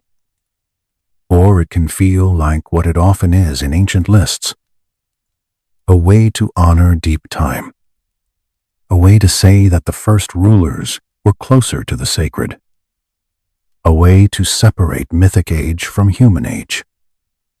Many cultures do this. The farther back you go, the larger the numbers become because distance itself becomes a kind of greatness. And yet those numbers do keep coming back. The year split into a circle of 360, the hour into 60 minutes, the minute into 60 seconds. In our lives, we still use this old pattern each day without thinking. It is a whisper from the first cities. It is also a reminder that a practical choice can become eternal. Why 60? Some say it is because 60 divides easily. It breaks into halves and thirds and quarters without messy fractions. A merchant can split goods. A builder can measure angles. A priest can divide the night watches. A number like that is not mystical. It is simply useful. Usefulness is the quiet father of tradition. Still, there is a kind of wonder in it. Because the sky is also a circle. The sun returns. The moon grows and shrinks. The year feels like a wheel. A circle invites division. A division invites a good number. A good number becomes a system. A system becomes a civilization. When you read that the Sumerians tracked the wandering lights and divided the path of the sun into 12 parts, you can imagine the long, patient nights behind it. A priest on a roof. A cool breeze. A lamp shaded so it does not ruin night vision. A tablet on the knee. A stylus ready. He looks at the horizon. He waits. He writes. Then his student repeats the work. Then the student teaches another. Century after century, the record grows like a reed bed. Dense. Quiet. Hard to uproot. This is how a slow cycle can be noticed. Not by one person, by a chain. So when a modern voice says that Bronze Age people could not know certain things without outside help, it is worth remembering how long a city can watch. It is worth remembering how stubborn humans can be when a pattern matters. At the same time, it is fair to admit that there are edges where our certainty fades. We do not know exactly how early people understood the long wobble of the sky. We do not know how many records were kept and lost. We do not know how much later writers projected their own knowledge backward. Some scholars argue for early awareness. Others argue that later traditions made the cycle sound older than it was. The safest tone is the soft one. It is debated. We cannot be sure. But even in uncertainty, the emotional truth remains. Humans wanted to map the heavens. They wanted to align ritual and season. They wanted to turn chaos into a schedule. In that desire, the myth of a cosmic order makes sense. Now, let us return to the darker spine of the Anunnaki story. The labor, the revolt, the decision to create a worker. In the Atrahasis tradition, the worker gods burn their tools. That image is simple and sharp. A pile of baskets, a pile of picks, fire licking wood, smoke rising into night air. The tools that shaped rivers now becoming ash. A protest made visible. Then they walk to the house of Enlil. They surround it. In the story, the chief god is afraid. That is a strange detail. It makes him less like a force of nature and more like a ruler with a door that can be knocked on. It makes the cosmos feel like a city. Then the council gathers. The solution appears. A new being will be made. Clay and divine blood mixed. A life shaped like a tool. This part of the myth can feel cold. It can feel like the origin of exploitation itself. A system that answers rebellion by inventing a new class that cannot yet rebel. And yet, the story also contains a quiet twist. Because once humans exist, they do not remain only tools. They become speakers. They become builders of their own temples. They become writers. They become singers. They become mourners. They become people who can tell the story back to the gods. Even if you read the myth literally, that is a kind of escape. The created learns to create. The worker learns to write. The servant makes a record. The record outlives the master.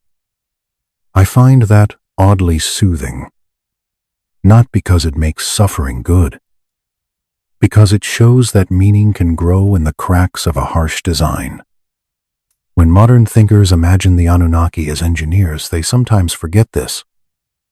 They focus on power. They focus on origin. They focus on the thrill of being made by someone else. But the tablets themselves keep whispering about the price. The burden. The yoke. If you let that whisper settle in, you can use it as a mirror for the present. We live in systems that ask for our time, our attention, our labor. We are born into them. We inherit rules. We inherit stories about who deserves rest and who should work. Some of those stories are sacred. Some are economic. Some are simply old. The gentle practice is to notice without panic. To see the pattern. To breathe. To remember that the same human mind that once carved canals can also carve new choices. And here in the firelight, you can let the myth become a soft lesson. Not an order. Not a threat. A lesson about authority and about the need to question who benefits when someone says it has always been this way. The Anunnaki story, at its darkest, is not about aliens. It is about power. It is about the fear of noise.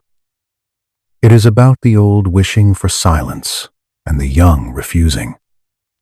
It is about the way creation can begin in conflict, and then it becomes something else.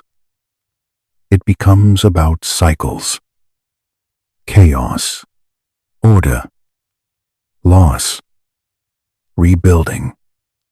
A world made from a split body, a city made from mud and counting, a human made from clay and a borrowed spark.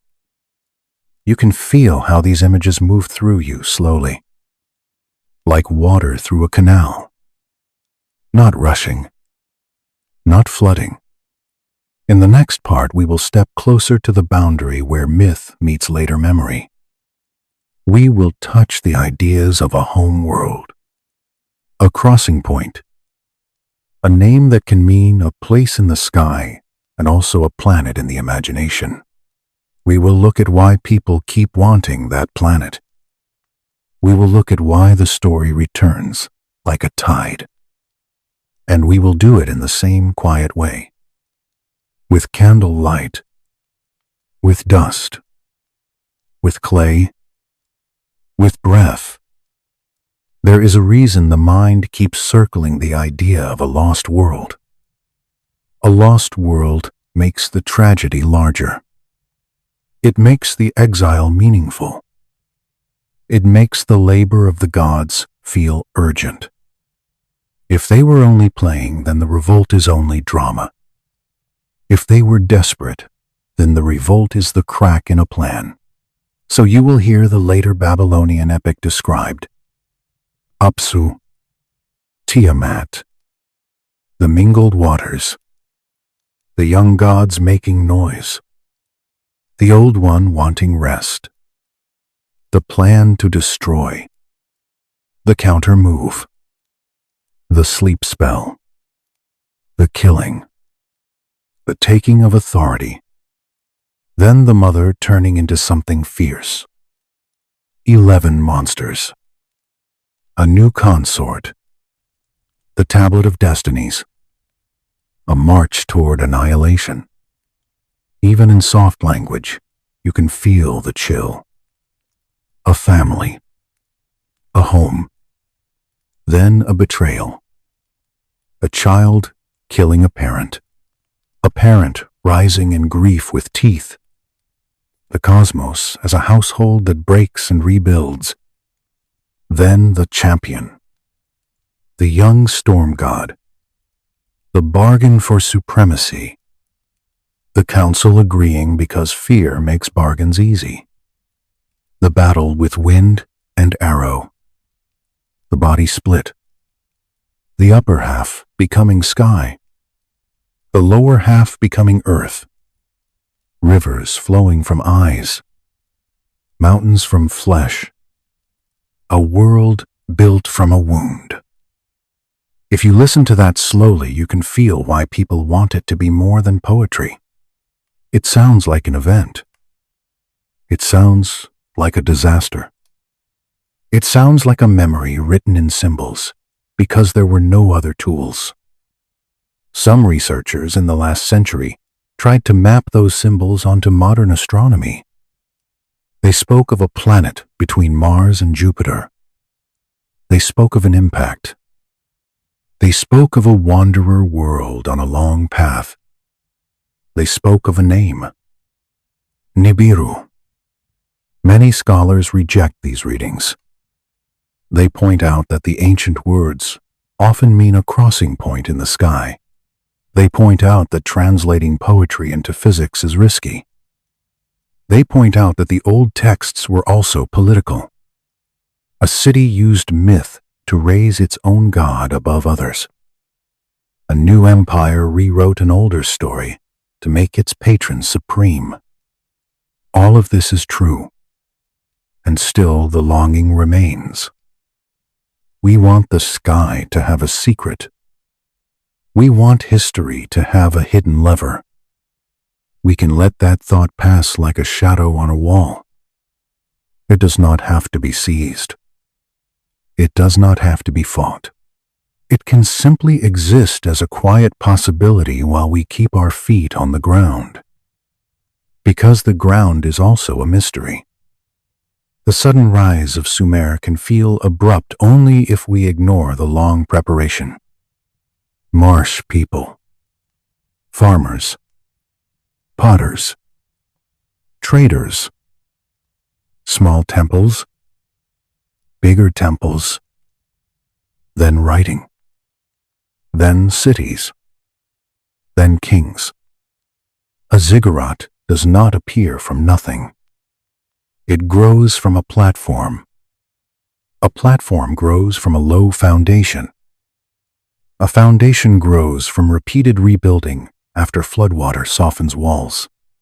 Each time the temple is rebuilt, it rises a little higher, not to reach the stars in one leap, to stay dry, to stay safe, to be seen. The practical and the sacred are braided. A higher platform keeps grain safe. It also looks like a mountain in flat land.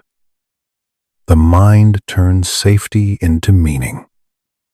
The heart turns meaning into worship. So when the tablets speak of gods living in temples, we can hear both the myth and the reality. A statue in the inner room. Food set before it. A priest speaking softly. Outside. Workers lifting bricks. Carpenters shaping doors. Women grinding grain. Children carrying reeds for fuel. If you sit with these images long enough, the story becomes less about visitors and more about a civilization watching itself form. The gods are the names that hold the system together. The myths are the songs that help people endure the weight of canals and taxes and seasons. And still there is the darker line. The line that says humans were made for labor. That line can sting even if you take it as symbolism, because it tells a truth about how people often treat each other. Some are fed. Some are used.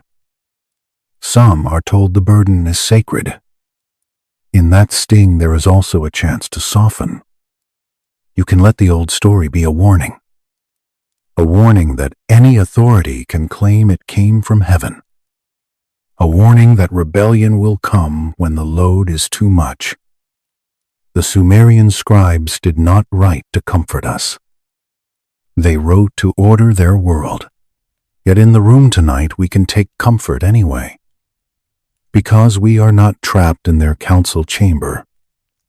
We are free to read. Free to breathe. The fire beside us stays low and steady. The room is dim. Candlelight rests on the rim of a cup, and on the grain of the wood, and on the slow drifting dust. When you listen for long enough, the oldest stories stop sounding like a shout. They begin to sound like water moving under ice. Quiet, patient, repeating. There is a word that returns in many modern retellings. Nibiru. Some read it as a crossing point, a name for a moment in the sky. Others read it as a world, a distant home, a long orbit, a clock that comes back after 3,600 years. It is the same sound, and it carries two different shapes. This is what time does to myths. It dresses them again and again. If you were standing here with me, you would hear the soft crackle of the fireplace. You would hear the faint rattle of a window when the night wind touches it. You might feel curiosity rise, and then settle, like a breath that comes in and goes out. Curiosity is not a danger. It is a small lantern. We keep the light low. We look. We do not rush. A returning planet is a dramatic answer. It makes the number 3,600 feel like a measurement instead of a symbol. It makes the labor crisis feel like a project with schedules and windows.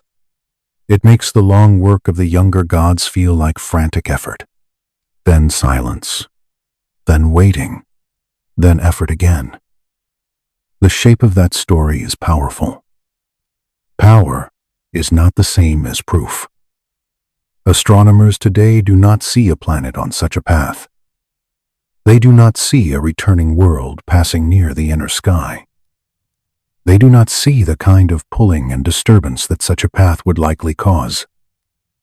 Still, the outer darkness holds many bodies, and some of them have strange orbits. People hear about far objects, and about the idea of another planet suggested by distant motions. And the mind wants to connect every distant stone into one neat pattern. It is a human habit. It is also how we soothe ourselves. We take a wide night and we try to name it. The tablets do not force a name. They offer something older than certainty. They offer a mood. They show a cosmos that was not always ordered. A cosmos that had to be arranged. A cosmos that begins with water, with undifferentiated darkness, with a sea that is not a river sea, but a way to speak about possibility and fear. Then come the first separations. Sky and earth. Above and below. Wind as the space between. The names are simple, but the idea is enormous. The universe begins when there is a place to stand. It begins when there is a boundary. It begins when the endless becomes two. Then the new generation becomes noisy. The old order wants rest. The old order plans destruction, not because it is evil in a modern sense, but because it cannot tolerate change. That is a quiet tragedy. The cosmos becomes a family drama, and inside that drama, the first betrayal happens.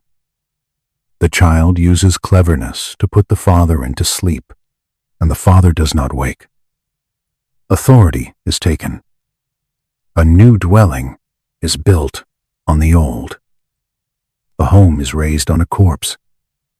Even if we read this as symbolism, it still carries a dark bone of truth. New orders often rise by consuming the old. Then the mother changes. She gathers monsters. She gives the tablet of destinies to a new ally. The younger gods become afraid. Fear makes councils. Fear makes bargains. A champion offers protection at a price. Supremacy. The price is accepted because the other path is annihilation. This, too, is a human pattern. In crisis, we accept new rulers. The battle ends, and the world is made from what is broken. Sky is stretched like a roof. Earth is spread like a floor.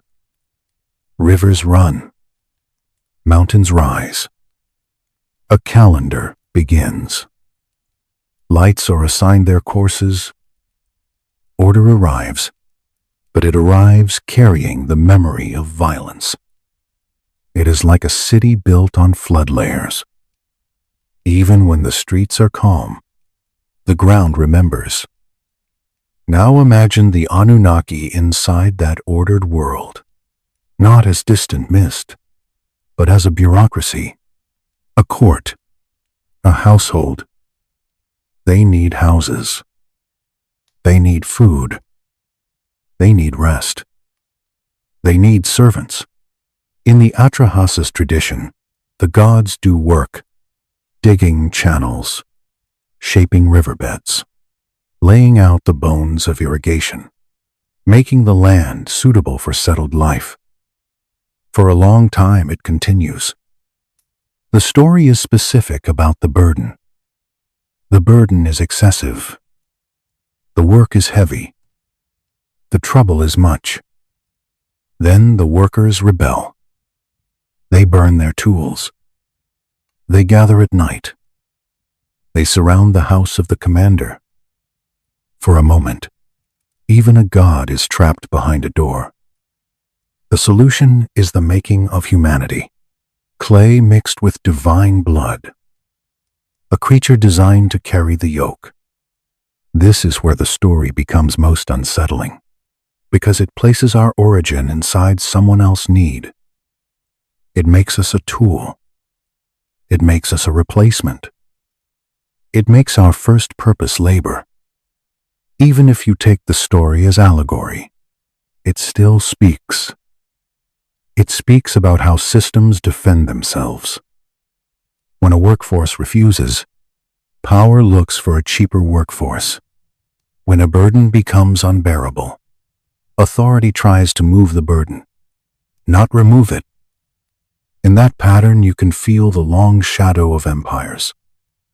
You can also feel the quiet courage of rebellion. Yet the myth does not leave humanity as a silent tool. It keeps giving humans voice. It gives humans kings. It gives humans cities. It gives humans writing, which is a strange kind of freedom. A mark on clay can outlast a decree. A list can outlast a throne. A story can outlast a temple. Imagine the first scribes. Their hands are stained with clay. Their fingernails are packed with dust. A reed stylus taps, press, lifts. Each mark is small. Each mark is a decision. The world becomes countable. Jars of grain become numbers. Sheep become tallies. Days become lines. Over time, the marks stop being only counting. They become sound. They become words. They become law. They become prayer. They become myth. This is why Sumer can look sudden from far away. Writing looks like a jump, but close up it is a slow staircase. Tokens, pictures, simplified signs, repeated training, temple storage, taxes, contracts, names, then stories. The idea of kingship descending from heaven becomes a sentence that can be copied. And once a sentence can be copied, it becomes stronger than a voice. So when you hear that Sumer appeared with full writing and mathematics and temples, you can remember the quiet layers beneath. Villages by water, mud, brick walls drying in sun, temple platforms rising to stay above flood, canals widening, labor organized, surplus measured. A city needs memory, and so it invents memory that can dry and harden. This does not erase every mystery. It only changes the shape of mystery. Instead of asking who gave them knowledge, we ask how knowledge accumulates. We ask how long it takes for a craft to become a system. We ask how many hands are needed to make a wall, how many seasons to build a platform, how many nights to map a star path. The answers are slow. Slow is comforting. There are still puzzling sights. Stones lifted long before agriculture, as we imagine it. Circles carved with animals. Pillars that stand like silent watchers. When people see them, they say someone must have helped. Or they say humans were always this capable. I lean toward the second, because it honors the dead, and because it fits what we know. Cooperation is a machine. It can lift what a single life cannot. And if you want the story of the Anunnaki to hold a darker truth without needing a literal planet, you can hold this. The darkest thing is not that gods might return from the sky. The darkest thing is that humans can build worlds on forced labor and call it sacred. The tablets show this pattern in myth form. They show the first revolt. They show a council meeting. They show a solution that creates a new servant. It is not a comfortable origin, But it is an honest mirror. Now let us soften that mirror. You do not need to carry the weight of every system tonight. You only need to feel your own body resting. Let your shoulders sink. Let the muscles around your eyes relax. Let your jaw rest. Imagine a museum hush. Glass. Dust. A small pool of light. A clay tablet does not move. It waits. It has waited for thousands of years. It can wait longer. You do not have to solve it. You can simply let it be part of deep time that holds everything. In the next part, we will step into the last quiet room of this story. We will look at what it means to be created in a myth and what it means to become a creator in life. We will let the questions of obligation, gratitude, resentment, and freedom drift through candlelight, and we will keep the ending gentle, like a door that settles. There is another shelf in the museum, another case, another layer of dust, a small seal of stone, carved with tiny figures, pressed into wet clay long ago.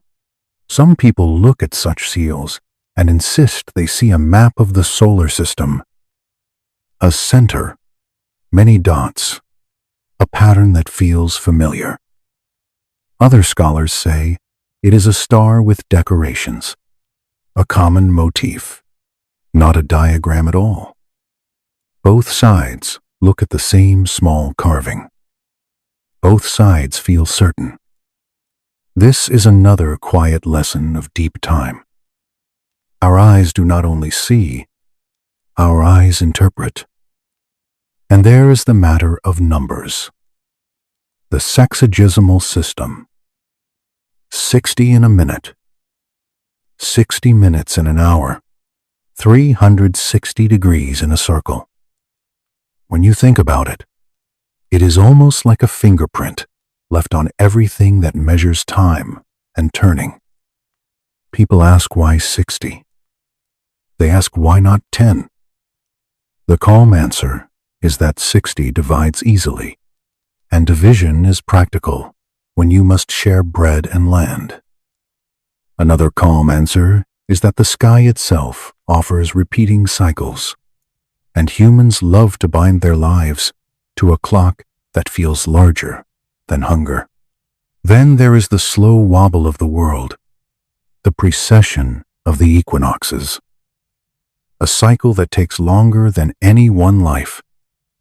When a text hints at such a cycle, some people feel a shiver.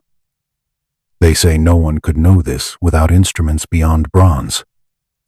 Others say that a dedicated priesthood, with careful records and a quiet patience across generations, can notice even a slow drift.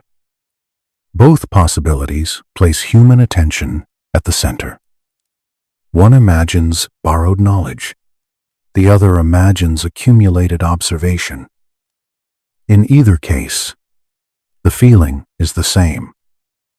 The sky is older than us, and yet we keep trying to read it.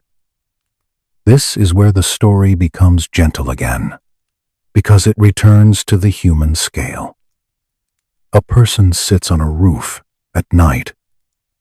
The air is cooler there. The city below smells of mud and smoke.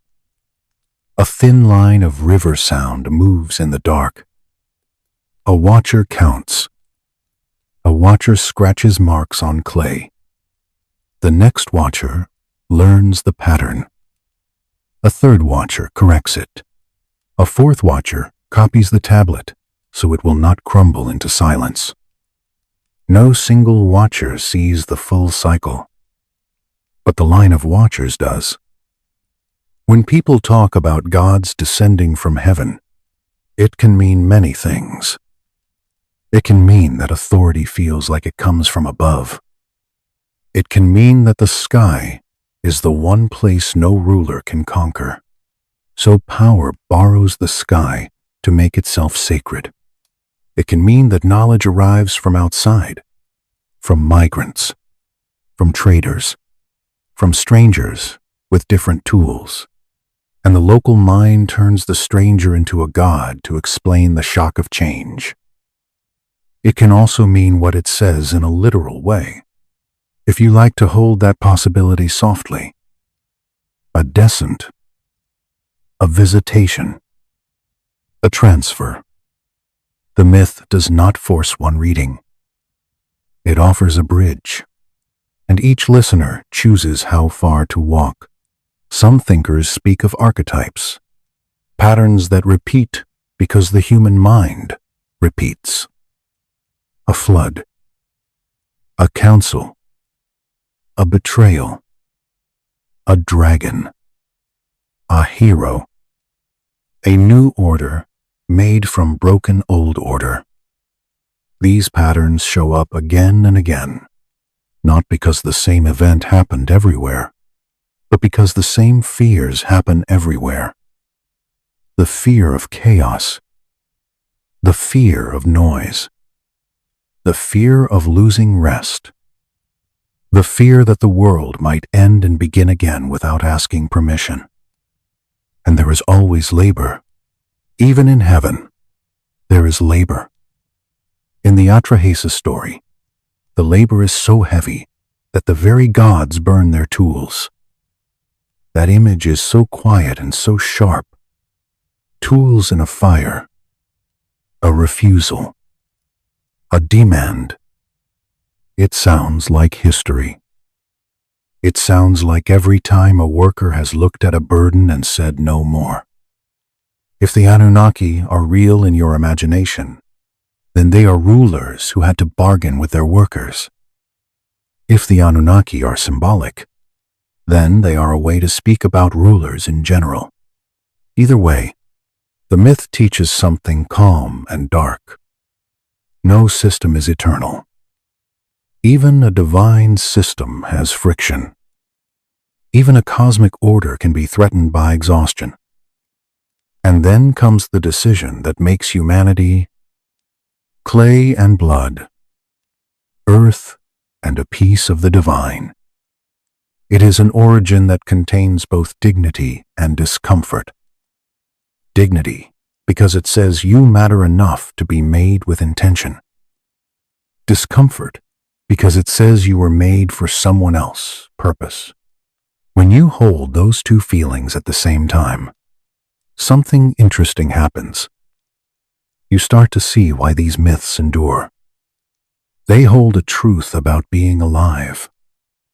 We inherit purposes we did not choose, and then we spend our lives deciding what to do with them. In the last part, we will let that decision become the soft center of the room.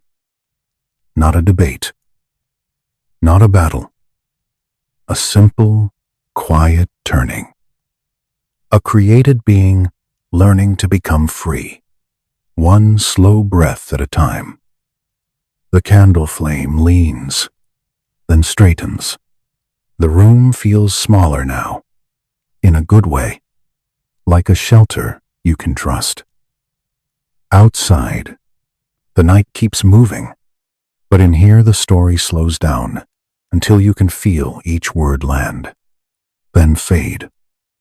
There is a question that sits under the Atrahasis scene, under the council, under the revolt, under the clay and blood. What do you owe to a maker? If the makers were gods, do you owe worship? If the makers were distant visitors, do you owe gratitude? If the makers were your ancestors, your parents, your culture, your teachers, do you owe obedience? The pattern is simple. The makers are not perfect. They are powerful, but they are limited. They have needs. They get tired. They argue. They make bargains. They fear rebellion. They fear chaos. They fear the return of the old darkness. In the old stories, even the heavens are not free of bureaucracy. Even the divine world has quotas, workloads, and resentment. If you let that sink in, it changes the feeling of the word God. It makes it less like a distant light and more like a person behind a curtain. Not a person like you in every way, but a being that still must eat, must sleep, must rule, must manage. The frightening part is not that such beings exist. The frightening part is how familiar the structure feels. Because you know that feeling when a system tells you it is natural and eternal. When a burden is called duty. When exhaustion is called virtue. When someone else's sleep is protected by your work. The Atrahasis myth is old, but the shape of it keeps repeating. That is why it still holds attention after thousands of years. It does not need rockets or hidden planets to be unsettling. It only needs a council room, a door, and a crowd of workers outside.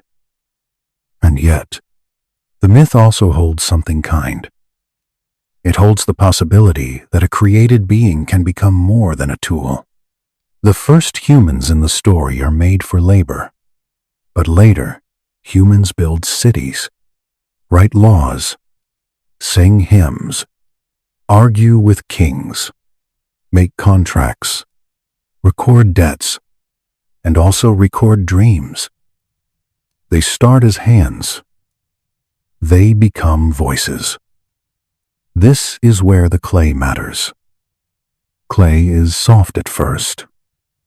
You press it, and it yields. Then it dries.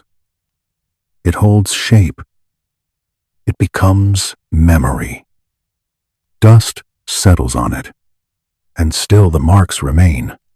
When you picture a tablet in a museum, you can picture the dust along its edges.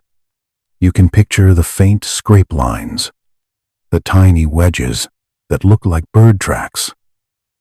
Those marks are small acts of refusal. They refuse to vanish. A spoken order dies when the voice dies. A written mark can keep speaking after the maker of the mark is gone. That is a quiet kind of power. It is not a weapon.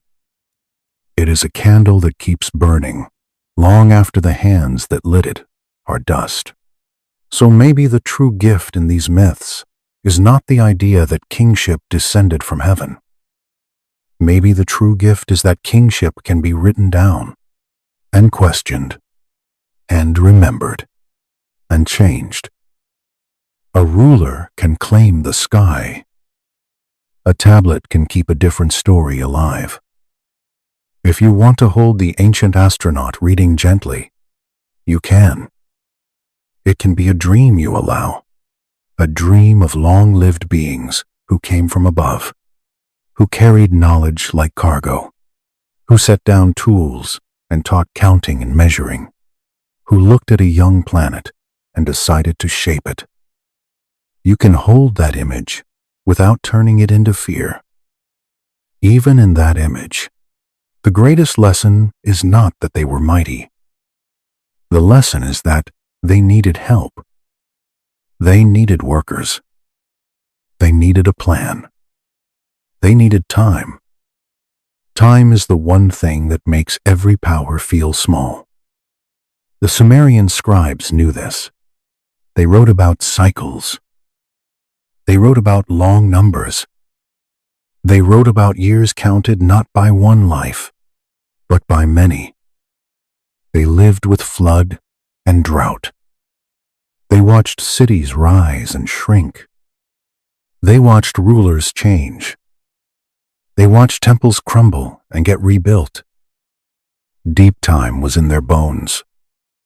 When a myth says the world began in water, it is also saying the world begins in uncertainty. Water has no fixed shape. It takes the shape of whatever holds it. When a myth says sky and earth were separated, it is also saying that order is made, not given. When a myth says the old powers wanted silence and planned destruction, it is also saying that comfort can be cruel. When a myth says the young powers fought and won, it is also saying that victory has a cost. And when a myth says humanity was made to carry the yoke, it is also saying that beings who want comfort will create systems to protect it. That is the dark thread, but there is another thread braided into it. The thread of choice. Because once humans exist in the story, humans begin to do what humans do. They adapt. They learn. They form alliances. They hide knowledge. They share knowledge. They make art. They make jokes. They love. They betray. They build. They remember. Even if the first purpose was service, the later purpose becomes survival, and then becomes meaning. There is a moment in the source tradition where the worker gods burn their tools. I want to slow down there, very slowly, like walking across a room that is dark but safe. Imagine tools made of metal and stone, heavy in the hand. Imagine hands that have been digging for a long time. The skin is rough. The joints ache. The air smells of damp earth and river mud. You can hear water moving somewhere nearby, maybe under the ground, maybe along a canal that has been widened again and again. The workers gather at night. The sky is wide. The stars are steady. The numbers in their heads feel like shrinking numbers now. Days that used to be counted with hope, now counted with dread. One day, another, the same labor, the same heat, the same demands, the same promises that the next season will be easier, that the load will lighten, that rest will come. But the load does not change. Only the bodies change. Only the patience changes. So they decide, not with a shout, but with a quiet shared understanding. They carry their tools to a fire. The fire is small at first, a flicker. Then metal warms. The glow deepens. The tools are not destroyed in a dramatic explosion. They soften. They bend. They lose their edge. The act is symbolic and practical. A tool without an edge cannot cut earth. A schedule without tools cannot continue. In that glow, the workers take back a little power. When they walk to the house of the commander, the steps are slow. Feet on packed ground. Dust lifting and settling. The air tastes of smoke. The door stands there. A simply object. Wood. Rope. Latch. Yet it becomes the boundary between rulers and the ruled. The workers do not need to break it. They only need to stand outside and wait. Waiting is its own kind of force. Inside, the commander calls for messengers. Councils form. Decisions are made. The myth compresses this, but you can stretch it in your mind. You can feel the minutes. You can hear the rustle of garments. You can hear water poured into a cup. You can hear breath held and released. Even a ruler must breathe. Then the solution arrives. Create a new worker. Shift the yoke. Make a being that can be told to carry what others refuse. That is the dark mechanism inside many systems. It is not always a whip. Sometimes it is a story that says, this is your role. Sometimes it is a law. Sometimes it is hunger. Sometimes it is just the quiet pressure of everyone expecting you to say yes. But the myth also gives a strange comfort. It admits the mechanism. It says out loud what many systems prefer to hide. That honesty is like opening a window in a hot room. You feel air move. You feel a little relief. When you can name a mechanism, you can begin to loosen it. This is where the second half of the Anunnaki theme becomes important. The older stories say the gods taught humans the arts of civilization. They taught counting, writing, metalwork, agriculture, law. In a literal reading, it is a gift from above. In a symbolic reading, it is a way to say that civilization feels bigger than any one person, like it came down from a height. Either way, the result is the same. Humans learn. Humans build. Humans become capable. And then something subtle happens. The created worker begins to create. The clay creature begins to shape clay. The laborer becomes a maker. The servant becomes a storyteller. The one who was made to obey begins to record. Recording is dangerous to tyranny because recording is memory, and memory is the beginning of comparison. Comparison is how a person notices that this year is harder than last year. Comparison is how a community notices that a promise was not kept. Comparison is how a child notices that the world could be different. This is why writing is so sacred in these traditions. It is not only administration. It is the first quiet weapon of the week. Not a weapon that cuts flesh, a weapon that cuts lies. When you picture the first cities, you can picture how fragile they were. Floods, drought, insects, sickness, war. A city can feel eternal when you live inside its walls. But from the outside, from deep time, it is a candle.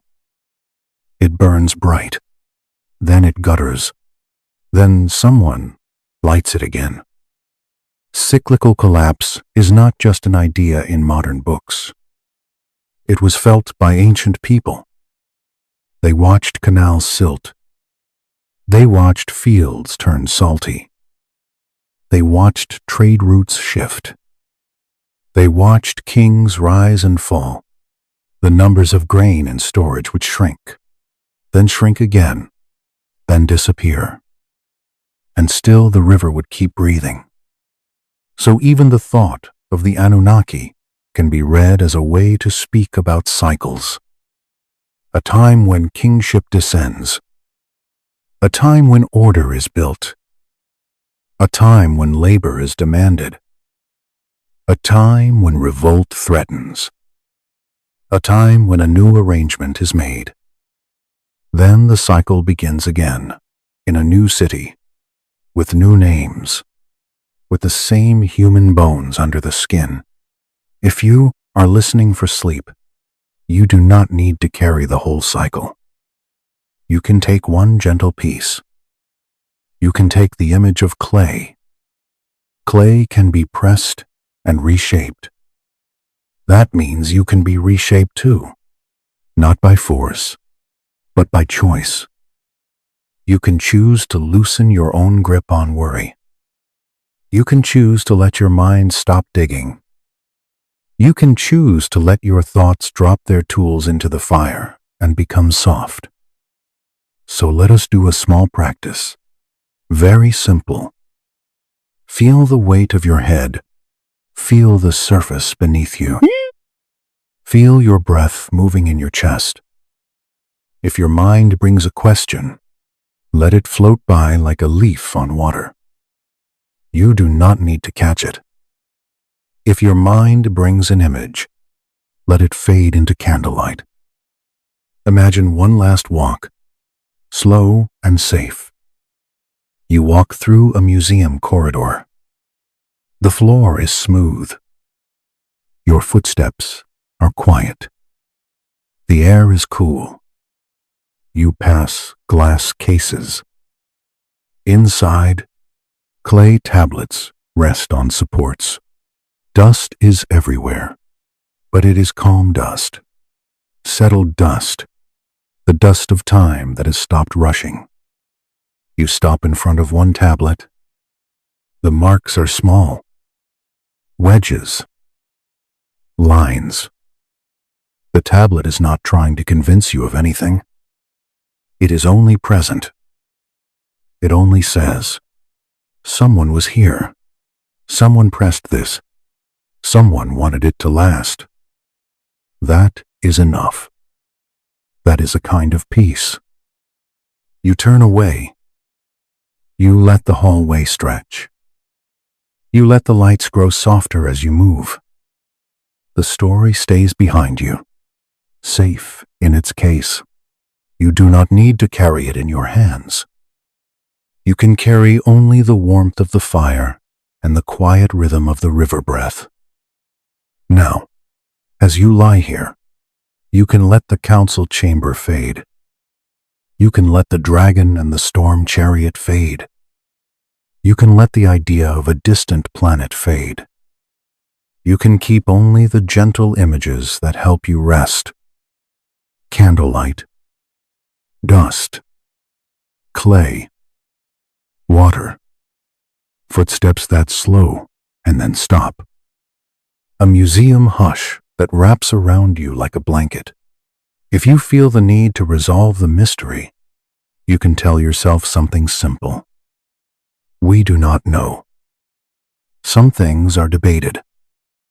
Some texts are poetic. Some interpretations are imaginative. Some are careful. The honest answer is that the tablets are old and the gaps are wide. And it is all right to let a wide gap exist. A wide gap is quiet. A wide gap leaves room for sleep. And if you want a closing thought that feels steady, you can hold this. No matter what came before, no matter who the makers were, you are here now. You are breathing. You are not a tool in anyone's hand tonight.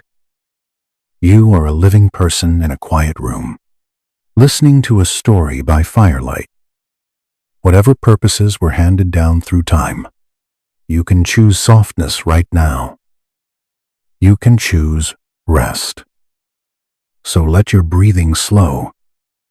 Let the space behind your eyes loosen. Let your hands be heavy and still. Let the last of the story settle like fine dust on a warm floor. The night can keep its secrets. The clay can keep its marks. The river can keep its steady breath. And you can drift. Good night.